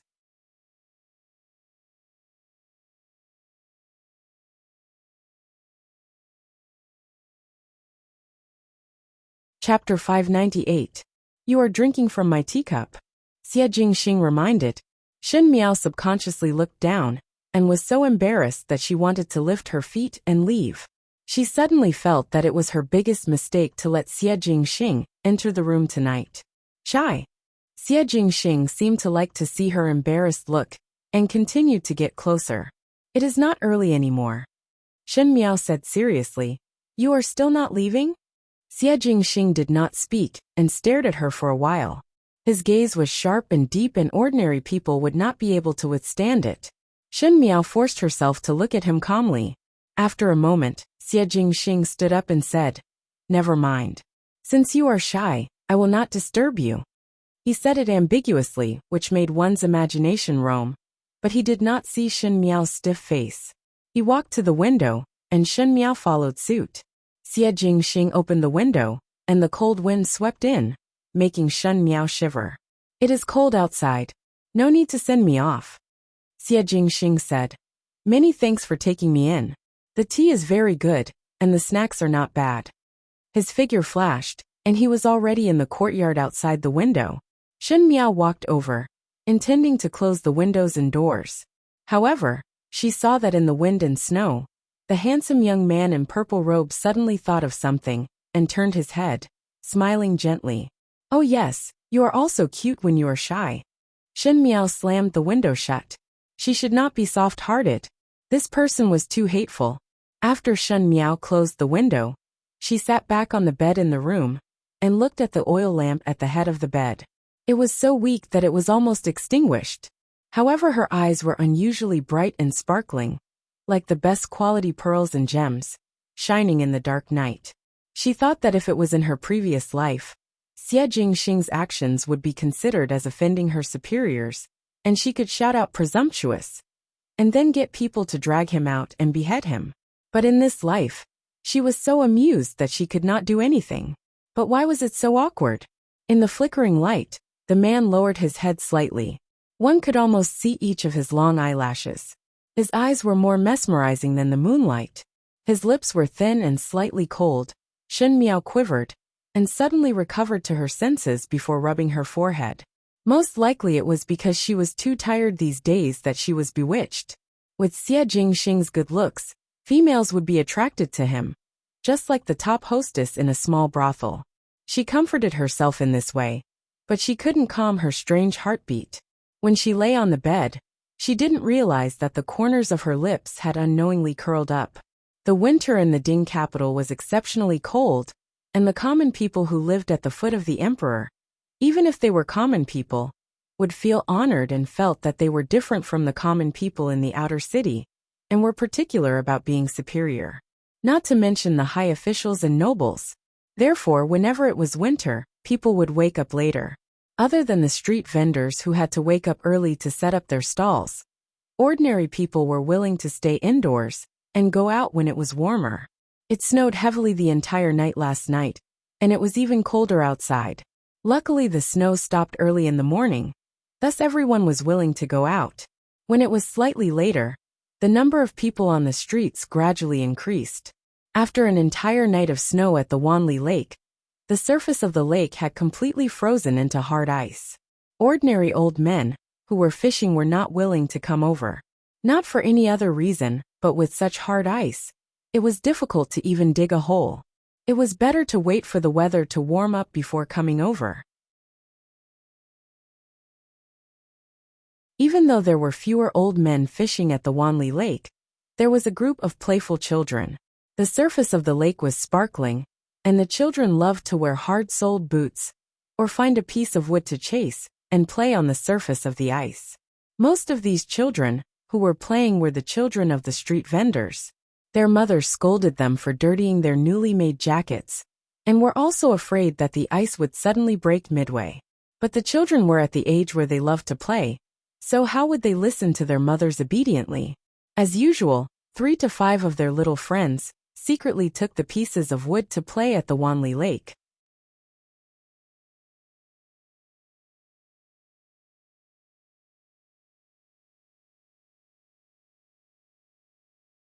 Chapter 599. Today was the same. A few 5 to 6-year-old children walked towards the center of the Wanli Lake with the wooden pieces. The surface of the lake was very slippery, so the children had to walk carefully.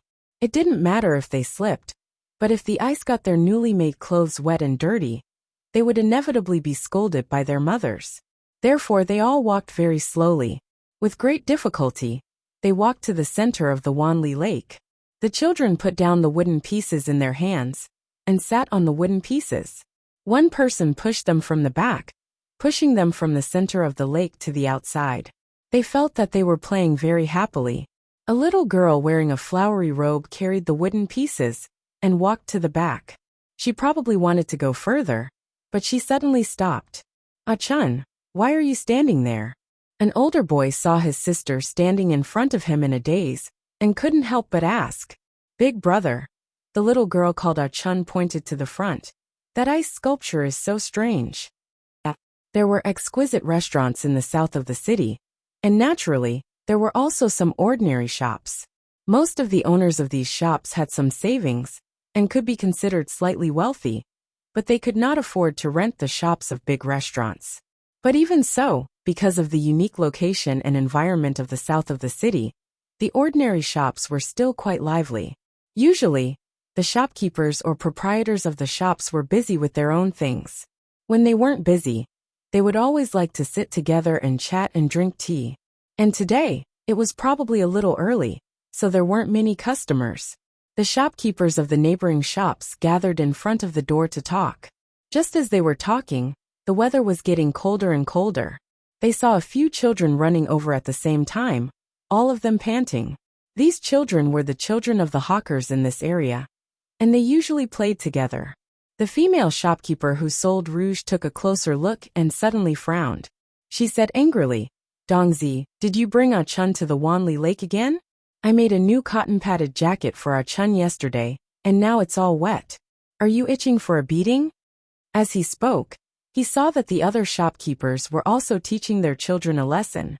This was because the group of children were all in a mess. Their clothes were torn and wet, and their bodies were in a mess. Some even lost a shoe. It was as if they had rushed back from somewhere. Just as he wanted to say a few more words, the boy named Dongzi cried out with a wah sound and said, "Wanli Lake! Wanli Lake, there's someone!" When everyone heard this, they were stunned at first. A middle-aged man in linen clothes said, "Oh no, could it be that some kid fell into the water?" There were cases of children drowning while playing in the water at Wanli Lake all year round. There were fewer cases in winter, but it was not impossible. There was once a child who fell into the water and died while playing on the ice surface when the ice cracked, and the child fell into the water. As soon as he said that, everyone's expression changed. The female shopkeeper who sold rouge was a warm-hearted person. She anxiously stomped her feet and said, "Then what are we waiting for? Let's go and take a look. We are all neighbors. Whose child fell into the water? Let's go and take a look." When everyone heard it, they all agreed and followed the female shopkeeper to the surface of the Wanli Lake. When they reached the Wanli Lake, they were shocked. One could see that in winter, other than the children who would come, the cold and cheerless Wanli Lake was already surrounded by a lot of people. Most of the people were actually walking towards the center of the lake. Could it be that one fell into the water? The female shopkeeper muttered. If there was any accident, some people would go up to help, and some would just watch the bustle. But it was not to the extent that so many people would walk towards the center of the lake. Especially among the people who were walking towards the center of the lake, there were actually many rich and powerful children dressed in luxurious clothing. This was somewhat unusual. It was not that the rich and powerful were not good. But in this world, one should sweep the snow in front of one's own door, and not care about the frost on other people's roof. It was common for the rich and powerful children to be indifferent to the common people's matters. But now, when were there so many warm-hearted people in the Ding capital? You're tuning in to the Dreamy Chapters YouTube channel. We're so grateful for your support, and don't forget to subscribe to join us on this incredible journey through captivating stories. Your generosity through donations truly makes a world of difference, as it's the primary source of revenue that allows me to expand and enhance this channel for you. Thank you from the bottom of my heart for being a part of this adventure.